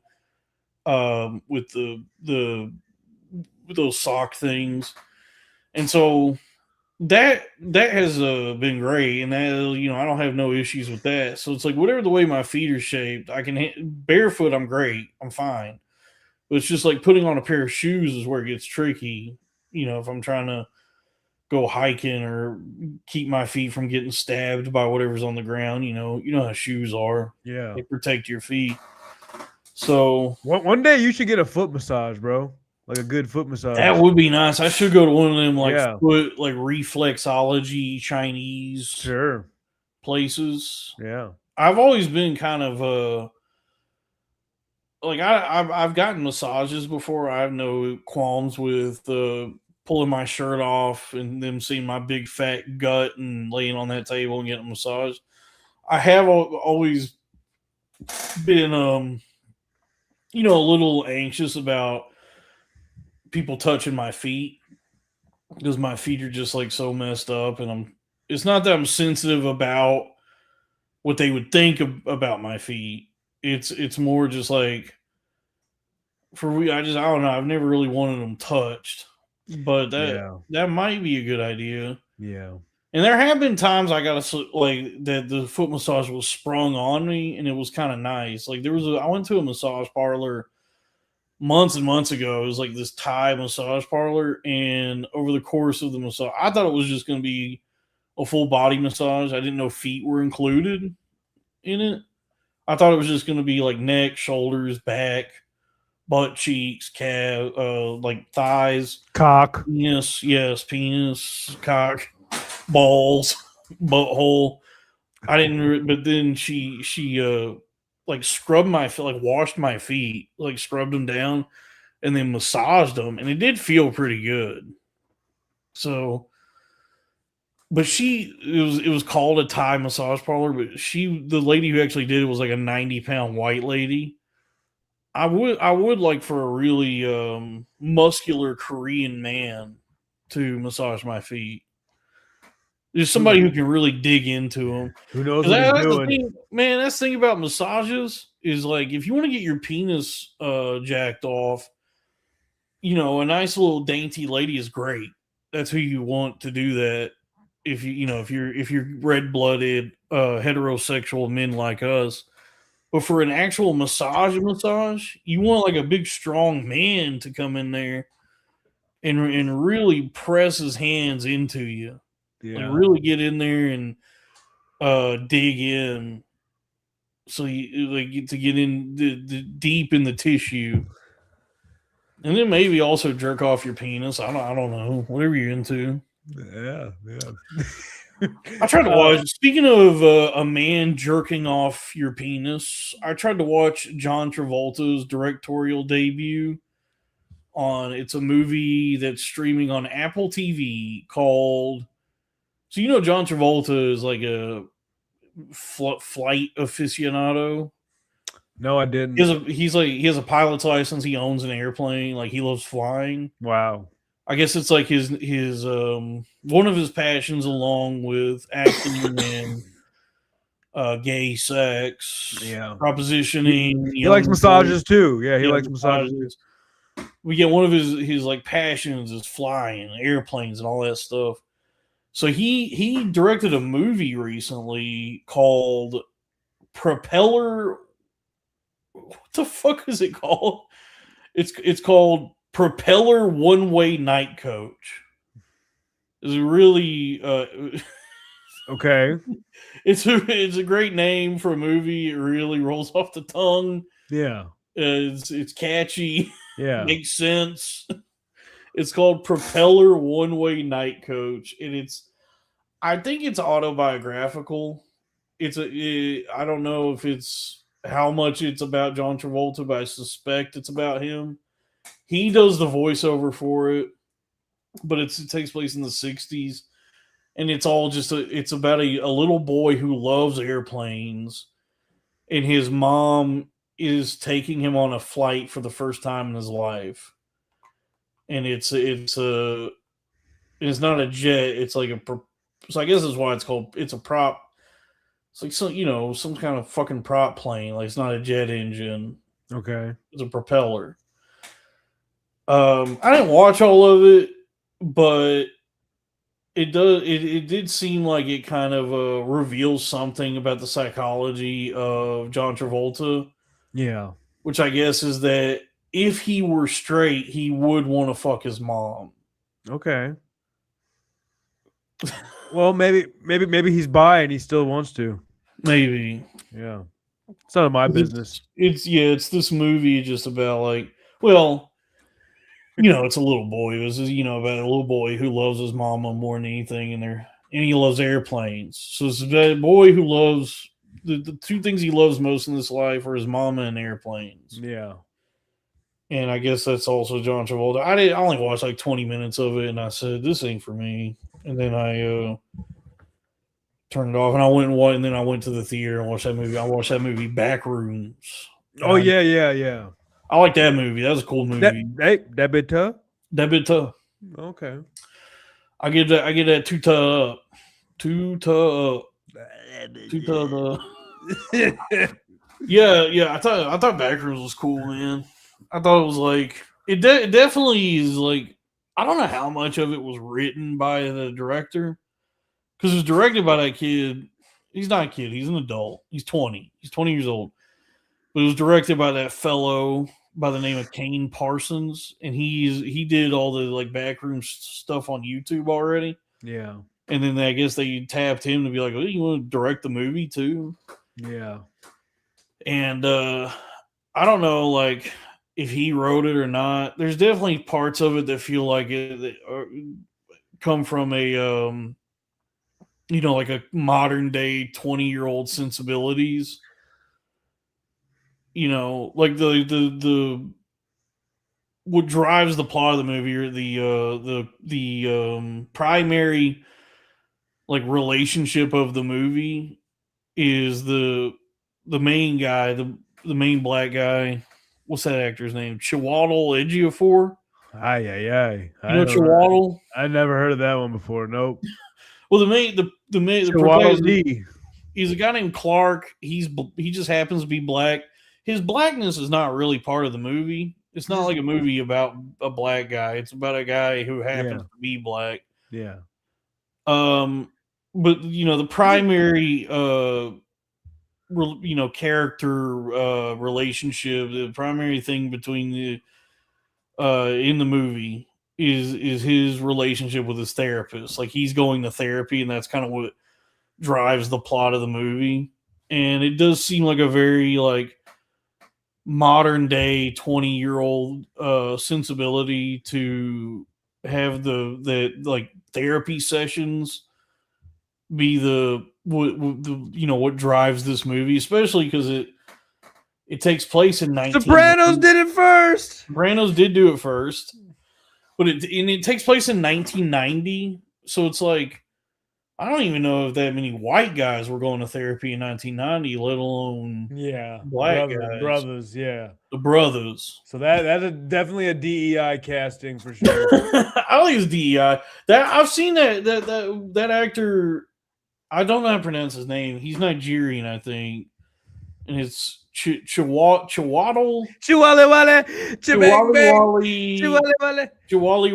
Ejiofor is his name. He's a good actor. I've seen him. He was in that Firefly movie, Serenity. He's good in that. He's good. I've enjoyed him in the stuff I've seen him in. He's good in this movie. But that part of it, just like the all the therapy stuff, that feels like a very like 20-year-old thing, like a 2026. Yeah, like he doesn't realize that nobody was doing that back then. He don't even. I feel like in 1990 therapy was still kind of like that was for people that like had severe problems, like family problems or marriage problems. Like back then, I just feel like it was thought of as like a really like it was for rich people. It was like a wealthy people with made up problems, like, and then anybody that was kind of working class or middle class didn't believe in it, or just it was like that's stupid. Why would you do that? What's wrong? Or if you went to therapy, they would be like, something wrong with you? Can I trust you? Are you are you cool? They had to check you out. Yeah. It was definitely. Well, and also I think like insurance companies weren't as willing to pay the type of stuff back in the day. They still are, man. A lot of therapy nowadays is insurance doesn't cover it, or therapists won't even take it. Like I've been to therapists before when I have insurance, and they go, well, I don't work with insurance, so it's going to be, $150 an hour. And I go, all right, well, I'm not doing that. I kind of do think therapy is kind of a sham now, or, also maybe a sham and a scam. I am very cautious about it now. I do question a lot of therapy.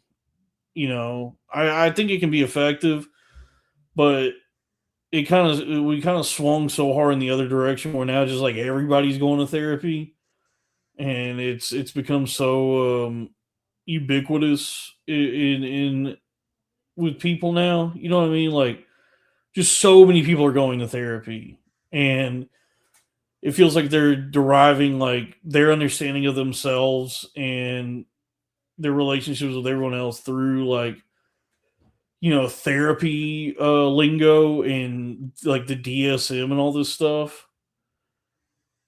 Yeah, I don't know. I just wonder about like what is the actual efficacy of therapy? yeah. I think that some people really do need it, and they do need to check in with someone especially if they don't like have those outlets in their life and stuff like that. And therapists can offer some way more like some more educated perspectives, or maybe some more. It's a great person to go to if it's like a less instead of asking like people that actually care about you and stuff like that. You can get a less biased perspective from someone that talks to a lot of fucked up people. But I don't think that like unless you're like really got like a mental defect, like a brain defect, you don't need like a long term. I've been with my therapist for 5 years. Unless you have some really fucked up shit going on in your head, I don't think you need it long term. I'm not saying that within 5 years there won't be periods where maybe you do need to check in every once in a while, whatever. But that's what gets me is the people that just go to therapy compulsively every week forever. Yeah, and that's where I don't understand it. Like it hasn't worked yet, or like why is it something you feel like you still need to keep doing, or why? Because it makes sense to me as like an as needed thing. Like you go to therapy for a while and you go, hey, I feel like I don't need to do this anymore. And then you stop going, and then a few years go by and you go, oh, it might be time for therapy again. Yeah. And there's like these windows in which you will do therapy, but the people who just go week after week forever, it makes me wonder, like, who is this you're seeing that's just fleecing you for all these billable hours? So sometimes people don't have someone to check in with as far as like to give them like a good perspective. Sometimes people are on their own little island or whatever. Call the suicide hotline. They'll talk to you for like 15 minutes. They defunded that, didn't they? Oh, maybe. They defunded. I think that was a Doge cut. I think that was. Oh, I called it one time, and it was nice to like talk to the guy. I was like, "You're really friendly." Right. But that's what I was gonna say. Like that's all. Sometimes people, a lot of the time, some people just need that don't have access to those types of outlets. If they just get a little bit of like checking in with somebody to bounce ideas off with, they can really go a long way for some people. It's nice to have somebody to talk to, and it's nice like. Because you talk like when you talk to your friends or your family or any of the people you know personally, it's nice to talk to them, and it's great to have these meaningful conversations and stuff with people. But then, they might be stupid or varying degrees of intelligence, and or they might not want what's best for you either. And they're also biased and very subjective. With how they communicate with you, and so I do understand there being times in one's life where it's good to be able to go talk to somebody who, like, what they provide for you is they just listen to what you have to say, and then just very sparingly point out some sort of response or like some way to work through whatever's bothering you. But so much of at least my experience with therapy is I just start blabbering and yapping, and then she sits there and nods, and then she just is like, okay, and then what else? And then, how you feeling? And she might offer some sort of fucking exercise I can do or something. But it really is just like, I don't know, like an environment thing, like a vibes thing of just. And look, yeah, I've never chosen to go to therapy, but like I have like gone growing up just for various reasons. You know what I mean? Just like if I went to therapy, it was because like I was brought there, not because I chose to go. Yeah. So I had I had a mental break, and then on the other side of that, it wasn't like the state or anybody was like ordering me to go, but it was very much advised that healthcare plan as part of your healthcare plan. Yeah, it was advised that I see a counselor, and I saw this lady, really nice lady, Ashley was her name, for a long time. And then what I liked about her was that after all these months and months and months of seeing her, eventually we got to where it became a once instead of a once a week thing, once every 2 weeks, and then it became a once a month thing, and then after a while she said, "So you seem like you're doing just like way better than you were.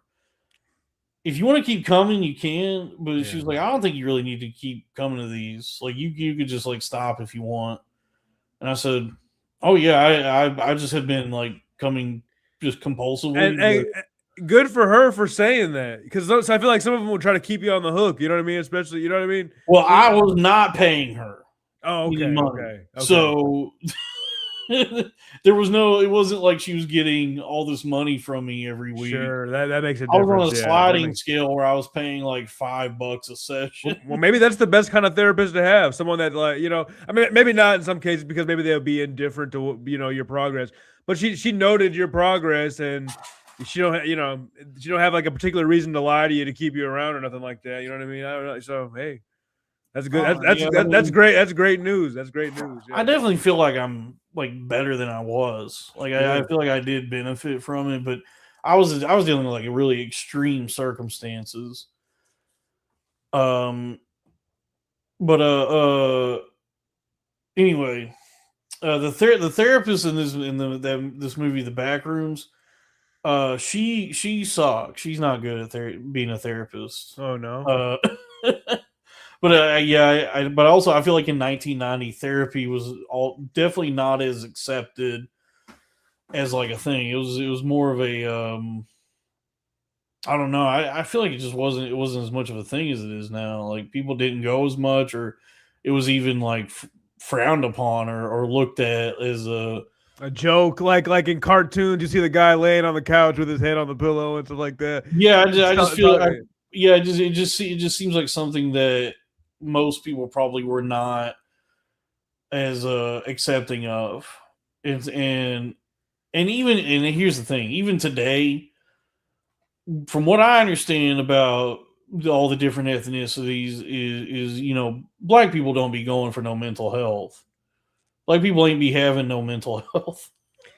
Yeah. From what or just like from what I've heard, is that it's less addressed in the black community. It's closer to what you were just talking about, where it was like frowned upon, or like it's more frowned upon. It's Yeah. like more of a taboo thing where it's not as is that thing like, oh, you're just going because they need to check you out or something like that. It's more You're that fucked neglected. up. Yeah. You know, like white people are all in on therapy, and we're just obsessed with mental health and mental illness and all the pills and everything. And it seems like black people still predominantly have the attitude of like, what do you have to be sad about? Grow up and don't be gay. Oh, you better not. You better not be gay. And oh shit, hold on, I'm frozen. Give me all right. God damn it. Oh, that's just what happens, folks, with the troubleshooting. He'll be right back. He's just refreshing the page. Please go ahead and check out my channel. If it, you know, okay, just go I'm ahead here. and hit subscribe. What's up? Nothing much. I don't know why it freezes like that, but it's a quick fix. But yeah, but like I said, look, his blackness is not really part of the movie at all, other than he just happens to be black. And you know what's funny is I did wonder that during the movie, like that was something that stuck out to me, or it did occur to me as I was watching it. And maybe it's because I've been trained to think this way by woke, with the woke mind virus. But as I'm watching the movie, I was like wondering, how does this character being black play into this? Like, is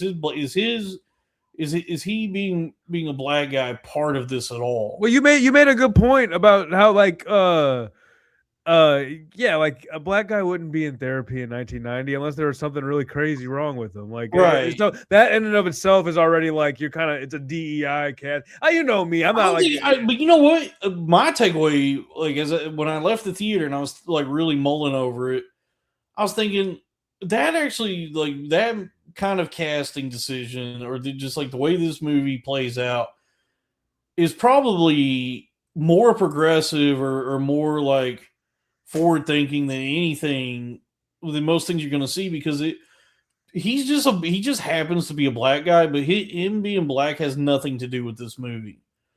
It's like in the way in which, like, there's true acceptance is where it's not addressed, or it's not a big deal. It's not a factor that this guy's black. That was like what was really what stuck out to me is I was like, yeah, that could have just been anybody. It could have been Chinese, it could have been a Mexican, like any like he. And so what's his profession? He owns the furniture store or something like that. He owns a like struggling furniture store. Yeah, Like he ain't got money for therapy. People ain't shopping there, but he either his dream is to be an architect, and the movie's kind of ambiguous as to whether or not like he is an architect, and this is like he already did all the schooling for it or whatever, and this is something he's had to fall back on due to some other reason, or he is just a wannabe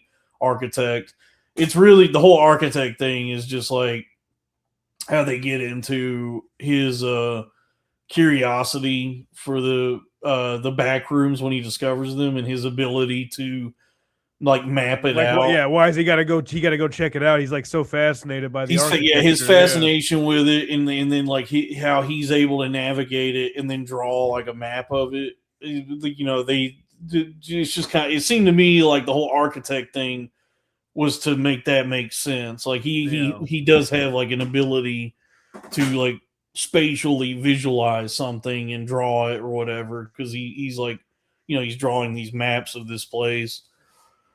But it also is like what factors into his fascination with it. Like when he discovers it, he's not averse to it or frightened by it. He's actually like, he's curious. He's intrigued. Yes. He wants to go explore it. Whereas like when he shows it to his two employees, they want to get the fuck out of there. Yeah. Like, we gotta go. We gotta leave. This is really scary. Damn, I want to watch it now. It's pretty good. It's like, I want to watch it in theaters too. I might do that on Sunday. It is a theater watch. It's definitely, you got to see it in the theater, because I don't know if it would be as like compelling or engaging at home. Right. Because it's like where the movie really excels is the visual elements, like what the set design of the back rooms and just like visually how everything looks is really cool. Like, and it's the actual plot and the character development is where it's lacking. Like any of the stuff that makes it a movie. That's what I was gonna ask. So you don't have to spoil anything, but the conclusion. Did you feel like did it feel like a waste of time by the end of it? No. Okay. It definitely. It just felt like the characters were underdeveloped. If like the star of the movie is the back rooms, in the way that movies that take place in New York, how New York is a character in a movie. Yeah. In this movie, I would say the main character is the back rooms themselves. Like whatever this place is that is like this like fucked up dimension. This is this spooky, scary, malformed, infinite space. It's cool though. And it's also, I was impressed that like a movie that it's a movie based on a meme, and it's actually good. You know what I mean? Like, yeah, that's good. I really enjoyed it. Yeah. In fact, I think I enjoyed it more than the other, like, some of the more recent horror movies that have been celebrated by everybody. Like, I thought Weapons was boring as shit. And I liked it, man. I liked it. I went in with very low expectations, but I liked it. Yeah, I thought Weapons was kind of boring, and Sinners, I liked all the stuff in Sinners that was not the vampire stuff. Like just like all the Mississippi in the 30s and like these characters, all the stuff leading up to when the vampires get there. I thought he did a great job of like creating this the world of 1930s American South, and it was like visually it all looked really good. And then you get to the second half of the movie where we spent all this time like going around this town in Mississippi and the fields and everything, and it's all this vibrant and colorful, and then now you're just stuck in this fucking one room for the rest of the movie. Yeah. And there's vampires, and to me, I thought that's where the movie was lacking. Is like when it actually gets to what the plot of the movie is. Yeah. That was where it actually starts to get kind of boring. The setting was a character in and of itself. Well, in that movie, I thought all the characters were interesting and I thought they were like pretty well developed, and all their stories were like compelling. But then it stops doing all that so that it can then be a vampire movie. Mm-hmm. You know what I mean? Like he builds out this whole this world, and I guess it's like a recreation of the real world as it was in the 30s in Mississippi, but then it becomes a vampire thing, and I thought that was where it gets like ridiculous and is kind of is where it falters. I mean, it was still kind of fun, but to me it wasn't as it wasn't this miracle that everybody was saying it was, where it should have been nominated for every award. But as far as just like a horror movie goes, or just something that like a fun time at the movies, I think I enjoyed Backrooms more. Mm-hmm. I thought Backrooms was pretty cool, and like I said, for a movie based on a meme, it exceeded every expectation I had going into it, thinking like, okay, well, this is a movie based on a picture that was uploaded to 4chan in 2019. How good could this possibly be? And it's actually pretty good. Okay, so the movie did decently, so you know how they got to do it. They always got to like capitalize off that. So what do you think they're going to do? You think they're going to do another creepypasta, or do you think they're going to do a Backrooms 2 or a Front Room or something? I don't know, like Front Rooms. I don't know, whatever. Yeah, just the sequel is just going to be about that furniture store. I guess it could be Backrooms 2, and then like they get caught in like a different set of Backrooms. Well, from what I understand, because there's like all this different lore for the Backrooms, and there's no like one canon for it, so it's all conflicting. Yeah. But there's like there's all the stuff that there's like different levels to it, and it's infinite, and all the different creepy monsters that are in it. But then, from what I do kind of want to watch it now. But from what I understand, like this guy Kane Parsons, the director, he has already been doing a bunch of backroom stuff on YouTube for the last few years. Like he started doing this when he was like 14, and he's been doing that. He's 20 now, and from what I understand, that's like been his main project. But then he got asked to do this movie, and so I don't know. I saw something that said like this movie still fits within his YouTube story he was telling in his YouTube videos, that this is somehow still part of all that. So I saw that he's going to be doing a sequel. I don't know if he's going to keep doing his YouTube videos like the series he was already doing, but some of the speculation I've seen is that he's going to tie everything together. Like he's the lore the story he was already telling through his YouTube series is going to it's going to become like the movie franchise, I guess. I don't know. I mean, good for him. I never watched. I think I heard about that series a long time ago, but I never gave it a watch. I hear it's good. I mean, because I was like, I went when I saw the movie, I was like looking up reviews about it online, and a lot of stuff I was reading was like, yeah, you got to go watch his YouTube series because it's actually like really well done. Mhm. So I guess I'll watch that now. But yeah, I mean they're gonna milk it. They're gonna try and squeeze as much juice as they can out of this. Yeah. And I mean if he can keep making, if it can maintain any standard of quality, then why not? Did you watch that Mortal Kombat 2? Did you see that yet? I want to. Oh, I okay. saw All right.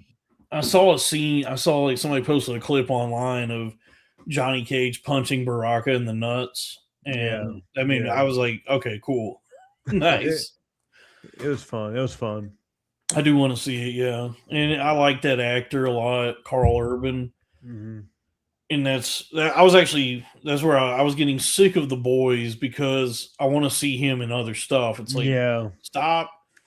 I hate that he's trapped doing this fucking dumbass TV show. He should be what should have happened. What should be happening is he should be working on Judge Dredd #7 by now. There should be at least 7 Dreads at this Damn. point.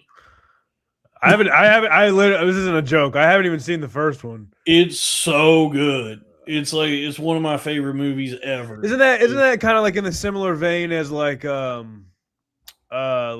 Runner? I mean, it's like like dystopian future shit. I mean, Yeah. really, they just ripped off the plot of the that Indonesian movie, The Raid Redemption. No, never heard of it. You've never seen that? Oh, No. dude. Okay, well, you gotta I'm gonna tell Goblin about that. Yeah, you gotta watch The Raid Redemption first, and then go watch Dread. Okay, cool. Because I mean, the Raid is a martial arts movie where this like some Indonesian SWAT team type of police force is going into this building to take down this like organized this gang. This is some organized crime thing, and the whole movie takes place in this one building as they go up the floors to try to get to the boss of this like criminal organization.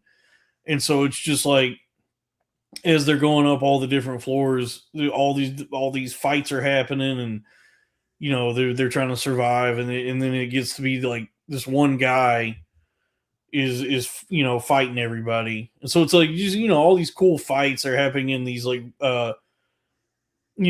tight spaces because it's in a building, right? So like Yeah. stairwells and hallways and the apartments and everything, and it's just like it's a cool ass movie. And the cool thing about it is its limitations. Like that's what makes it good, is that it is just this one. It's in one building, and they're trying to go from the first floor to the top of the building, and that's what the movie's about. Yeah. And Dread is the exact same thing. Oh, okay. Dread is it's the future. They're in Mega City 1, and Dread is a seasoned, long time judge. So in the future, the judges are the judge, jury, and executioners, basically. So they're the police, but then whenever they catch anybody, they can administer the punishment as they see fit. They can, they are everything all in one, right? Yeah. And so Dredd, Judge Dredd, the titular Dredd, is like the one of the few of them who tries to be like a good guy. Even though like the job itself of being a judge is like they wield too much power. Yeah. It's still very much like, well, this is a corruption of the criminal justice system, that the police get to also be the judges and the executioners all in one. But Dredd is the one that tries to be like virtuous or noble or whatever, while the rest of them, there's a lot of corruption, right? And so he is assigned this like rookie that is training with him, and they get sent to one of the buildings because they discovered that that's where this new drug is being manufactured. Or no, there's a murder that takes place in one of the buildings, And at the same time, there's this new drug that's hit the city that they're wondering about. And then when they get there, they find out that this is where this new drug is being manufactured. And the head of this mob is this lady played by the lady that played Cersei on Game of Thrones. She calls herself Mama, is her name. So she locks down the building, and then they got to go from the first floor to the top of the building to, combat her. Yeah. So it's the same thing, but it's awesome. It's done really well, and it's a cool ass movie. Wait, weren't there multiples of that? Was there only one Judge Dredd? There's only one. So there was Judge Dredd in the 90s with Sylvester Stallone and Rob Schneider. Yeah. People hate that movie for a lot of reasons, but the main one is that in the comic book, Judge Dredd never takes his helmet off. So you never see him without his helmet. But then in the Judge Dredd with Stallone, because it's, Stallone and he wants his face to be seen in a movie, he takes his helmet off pretty much immediately and spends most of the movie without a helmet. Dredd with Carl Urban, he never takes the helmet off. So you only ever see like his face below his nose. Like I think I mix that up with RoboCop a lot. I mix that up with RoboCop. I guess they're similar, yeah. They're both like it's in the future and everything sucks and you can only see their chins. Yeah. But yeah, the Dredd is like one of the coolest movies ever made. Wow. And it's, the exact same plot as The Raid Redemption, but it's in the future and it's cool. And he's got like a gun that does a bunch of different stuff. So it shoots bullets, it shoots incendiaries. Yeah, but it's, and it was like one of my favorite action movies. It's like I've watched it a bunch of times. I've never gotten tired of it. I think it's like really cool, but I guess it didn't make it didn't really make its money back or something because they never made it. They never made another one. Yeah, and instead, so he ended up being on The Boys, and then now he's in Mortal Kombat 2.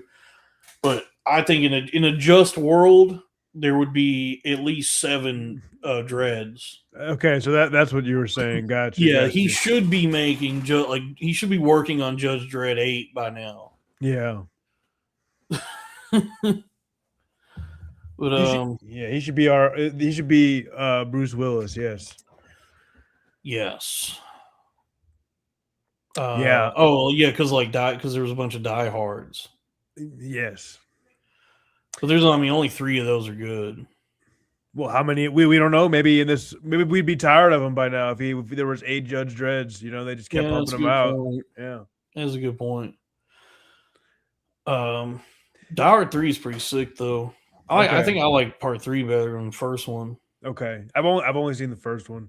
Oh, you've never seen Die Hard with a Vengeance? No, it's good, man. That's the one with him and Samuel L. Jackson. Okay, yeah. And they make Bruce Willis wear that sandwich board in the street that says "I hate N-words." Oh, wow! You've never seen that? They're pushing the bounds on that one. Yeah. It's the Hans Gruber's brother played by Dolph Lundgren, and in the movie they are going to. I think the plot of the movie is they're going to blow up the World Trade Center because there's a bunch of gold underneath it. So I think that is the plot of the movie. Or they're threatening to blow something up, and so he's trying to find them. He's tailing them, but they get the drop on him, and so they call him and say, "Hey, we're going to blow up this one building unless you do what we say." And so what they make him do is go to Harlem and put on a sandwich board that says, "I hate, hard R," with the hard R, and just like stand on the street wearing this. Mm-hmm. And so he's wearing that sandwich board in the street, and then Samuel Jackson's character runs like a hardware store, and then there's some black youths out by the stoop up the way from where Bruce Willis is standing. So some urbanites. Some urbanites, yes. And so then, like, Sam Jackson's nephews or something come into the store and they go, "Hey, Uncle Zeus, look, there's a white man outside." And he's like, "Yeah, I've seen him before." And they go, "You ain't seen this one." And Sam Jackson looks outside and he goes, "Motherfucker." And so he goes out there and he's like, "What the fuck are you doing?" And so but because he's like one of the good ones, right? He's like smart and intuitive.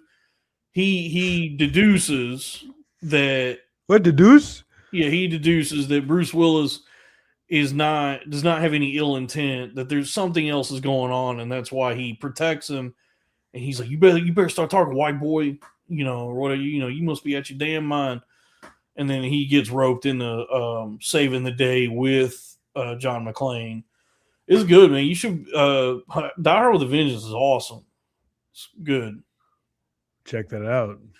Folks, we're talking we talked mostly about milk and then movies. Yeah. Did you have any topics you want to cover? I do want to get out of here in a little bit, so please go ahead and get those super chats in. But I did want to bring this up. Did you hear about Bonnie Blue? Did you hear about her? And Die. No, that's not what I'm talking about. No, what happened with her? Is there an update? I saw a short where she's talking about she's gonna have a baby shower, but the baby shower is gonna be a golden shower. That's she's gonna have disgusting. a bunch of guys peeing on her while she's and then That's she said disgusting. we're still thinking about everything. All the details aren't ironed out yet, but it might still be like an intercourse gangbang as well. That is gross. It will at least be a golden shower. That's really gross. And then my invite must have gotten lost in the mail or something. And this funky bitch talking about, and we do think about the fact, like, we do not want to sexualize the child.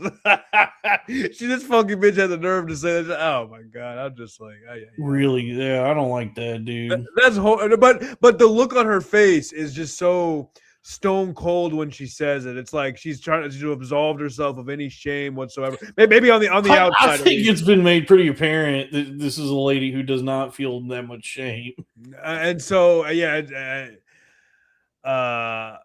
look, I'm not a doctor. I'm not a therapist. I've never even chose to go to therapy. But I want to say, I feel like that is the result of molestation or some sort of intense trauma. Well, there's some speculation, because I saw something that, like, the area of England she's from is kind of known for pedophilia.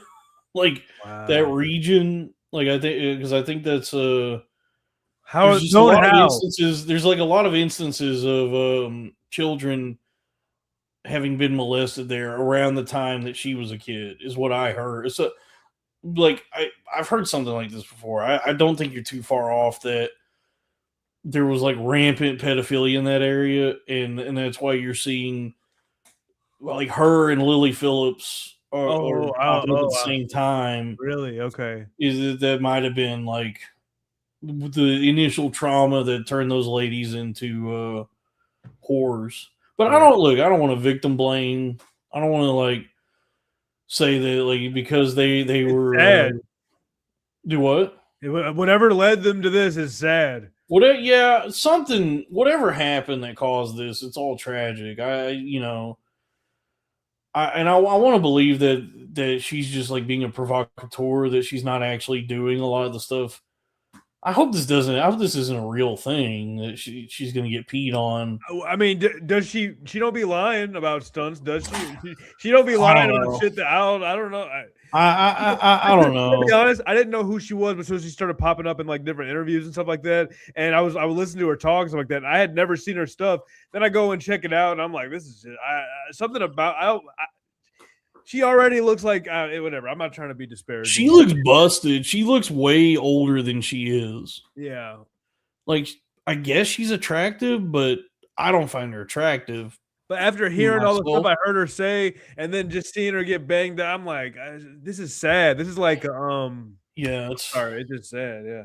I feel bad for that kid, man. That's what I'm saying too. She has the molested mind state. I'm not saying that she was molested, but I'm just saying her mind state has been molested by trauma, right? She has the mind of somebody who was molested, whether she herself was molested or not. And so she could easily pass those neural pathways off to her kids through her behavior and actions, and mind state. You know what I mean? It's like she's already doing that while they're in the womb. Yeah, or she might end up like absorbing the piss, and the piss could like go straight to the brain to the baby.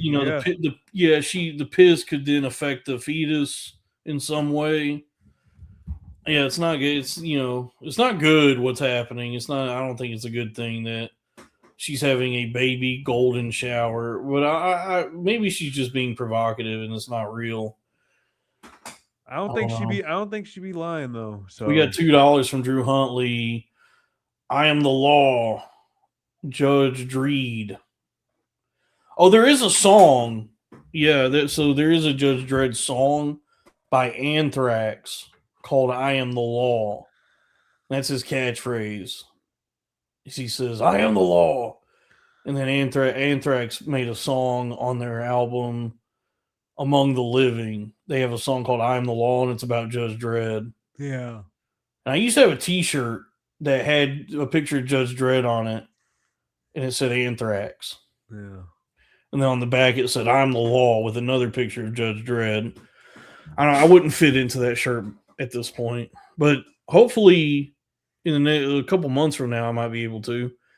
If I stay on my fitness journey and don't eat as many sweets.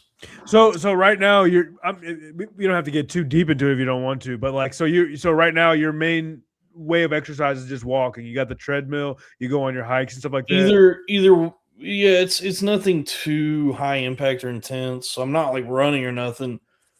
I try to do like actual hiking. Like I try to hit like a trail where there's like multiple elevations and terrains and stuff.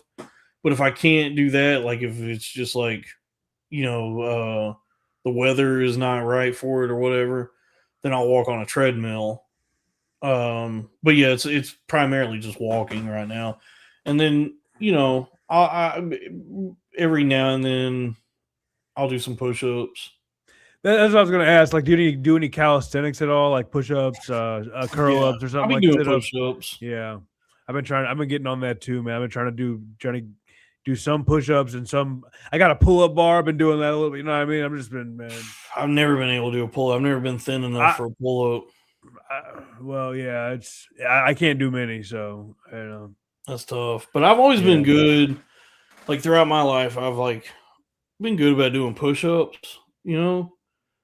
And so I haven't really been doing them up until pretty recently. Like since I got out, went through all the psych ward and all that up till now. But prior to that, I was always I had a nice routine of just like doing push-ups pretty regularly.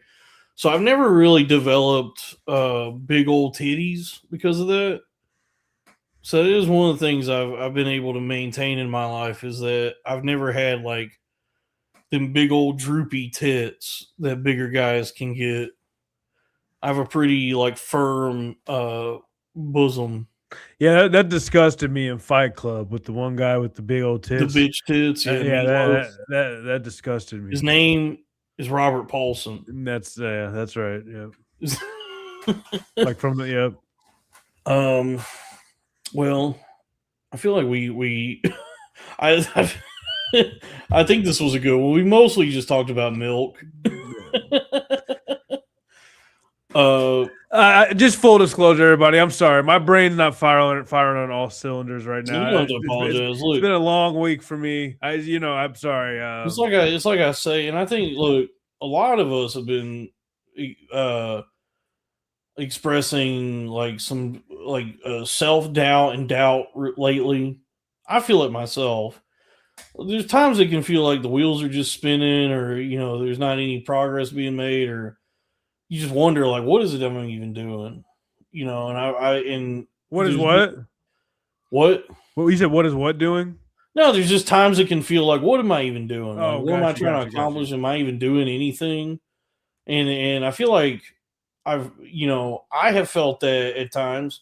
That's been expressed to me by some other people I've been working with lately. And but I what I try to keep in mind is that every time, each time that we step up to the plate and take a swing, each time we do one of these, each one is but a tile in a majestic mosaic. Mosaic, yep. Yeah, and so the important thing is that we Mosaic, can you please get your ass back in the house, please? I appreciate you. the important thing is that we're just we've placed another tile in the mosaic, and then when you pull back and look at the full piece, that's when you see like the work that's being done. So sometimes, look, I get it, sometimes an individual moment or whatever it may be, a stream or just a moment in time, it might feel like it fell flat, or it might feel like it was lacking in some way, but that's still a necessary tile in the mosaic. Another brush stroke on the canvas, another grain of sand in the mandala. You know what I mean? Yeah. And that's why, that's why the most important thing is diligence, persistence, determination. Super chats. But no, just like, because it's also, man, I hear so many people. There's like a lot of people who like will try to do something on the whatever it may be, whether it's live streaming or podcasting, or try to pursue some sort of endeavor. They do it for some amount of time, and they get anxious, they get antsy and frustrated, and they go, "Why is this not working? Why?" I'm in it for the long haul, baby. Sink or swim. I'm in it for the long haul. Real shit. Yeah, exactly. Real That's shit. the right attitude. I just see it so much from people where they do something for some amount of time, and then they start going like, "Why ain't successful yet?" And I'm like, "Bitch, you barely been doing this. Like, I get that it feels like it's been a long time. Like if it's been a couple of 2 or 3 years, that's no time at all. You know what I mean? And I think this channel and the other channel and the whole network, we're actually, all of us are excelling. We're exceeding so many expectations. The numbers, sorry. no, just the numbers are far greater. We are just exceeding so many other people. But look, comparison is the thief of joy. I don't even like comparing myself to others. No. But unless I'm doing better than other people. Oh yeah. But you know what I mean. But it's just like Well, the consistency is one thing, but throughout the consistency, you do, like you said, have to step up to the plate and like raise the bar for yourself. You know what I mean? And you got to constantly be challenging yourself. That's what I think. But the baseline of that, the bedrock of that, is the consistency. You know what I mean? That's what will make or break. Because I mean, I've seen it a lot doing the things I've done over the years, just like going to open mics and pursuing comedy and everything I've done. That like, there's a lot of instances where somebody will toil in obscurity forever and ever, but then eventually it hits, and it just takes time, and but even then, like, there's more eyes on what we're all doing. Me, you, Robbie, Dave, Lauren, Lily, everybody here at the network. There's more eyes on us than there are on a lot of other things that have been going for longer, even. So it's like, I think everything's going well, and sometimes it feels like, I do. Sometimes you do a thing and you go, man, I don't know if that was a good one or not. I feel like I was off. The important thing is that you did it. Yeah, real shit. Yes. you showed up and you had a really good discussion about milk and pineapples, Kool-Aid. Sorry, Anyway, bro. Look, this whole time, like my brain, there's something wrong with my brain, and like this whole time, I've been wanting to like go fast and zip zap zop, but something is just holding me back. Some type of brain fog is holding me back. So I'm right there with you, and I'm here with a jovial, comedic intention and spirit, even though it's not yeah. coming across right this second. No, I mean, I don't know. Yeah, I mean, I have been having to here lately. I have been having to give some pep talks, and some of them to myself, because Absolutely. yeah, I mean, I definitely feel like, especially because the way everything turned out for me, just the way that I had a lot of opportunities coming my way at one point, and then I got really sick and just kind of had I had a lot of bad things happen. I was set back pretty hard, and then coming back to it and working at all of this, it's been great and it's been going well. But then I hit these moments where especially like when I think about everything that went down, I just get kind of down in the dumps about it because I go, man, that fucking sucks that I did that to myself and just like ruined everything. But then I can't dwell on that for too long. I can't do anything about the past. But Well, it's onwards and upwards, and you are upwards at this point. So yeah. It's onward and inward. there you go. Yeah, it's just I'll tell you this, like that moment in time, like everything that was happening then, and just how destructive I was.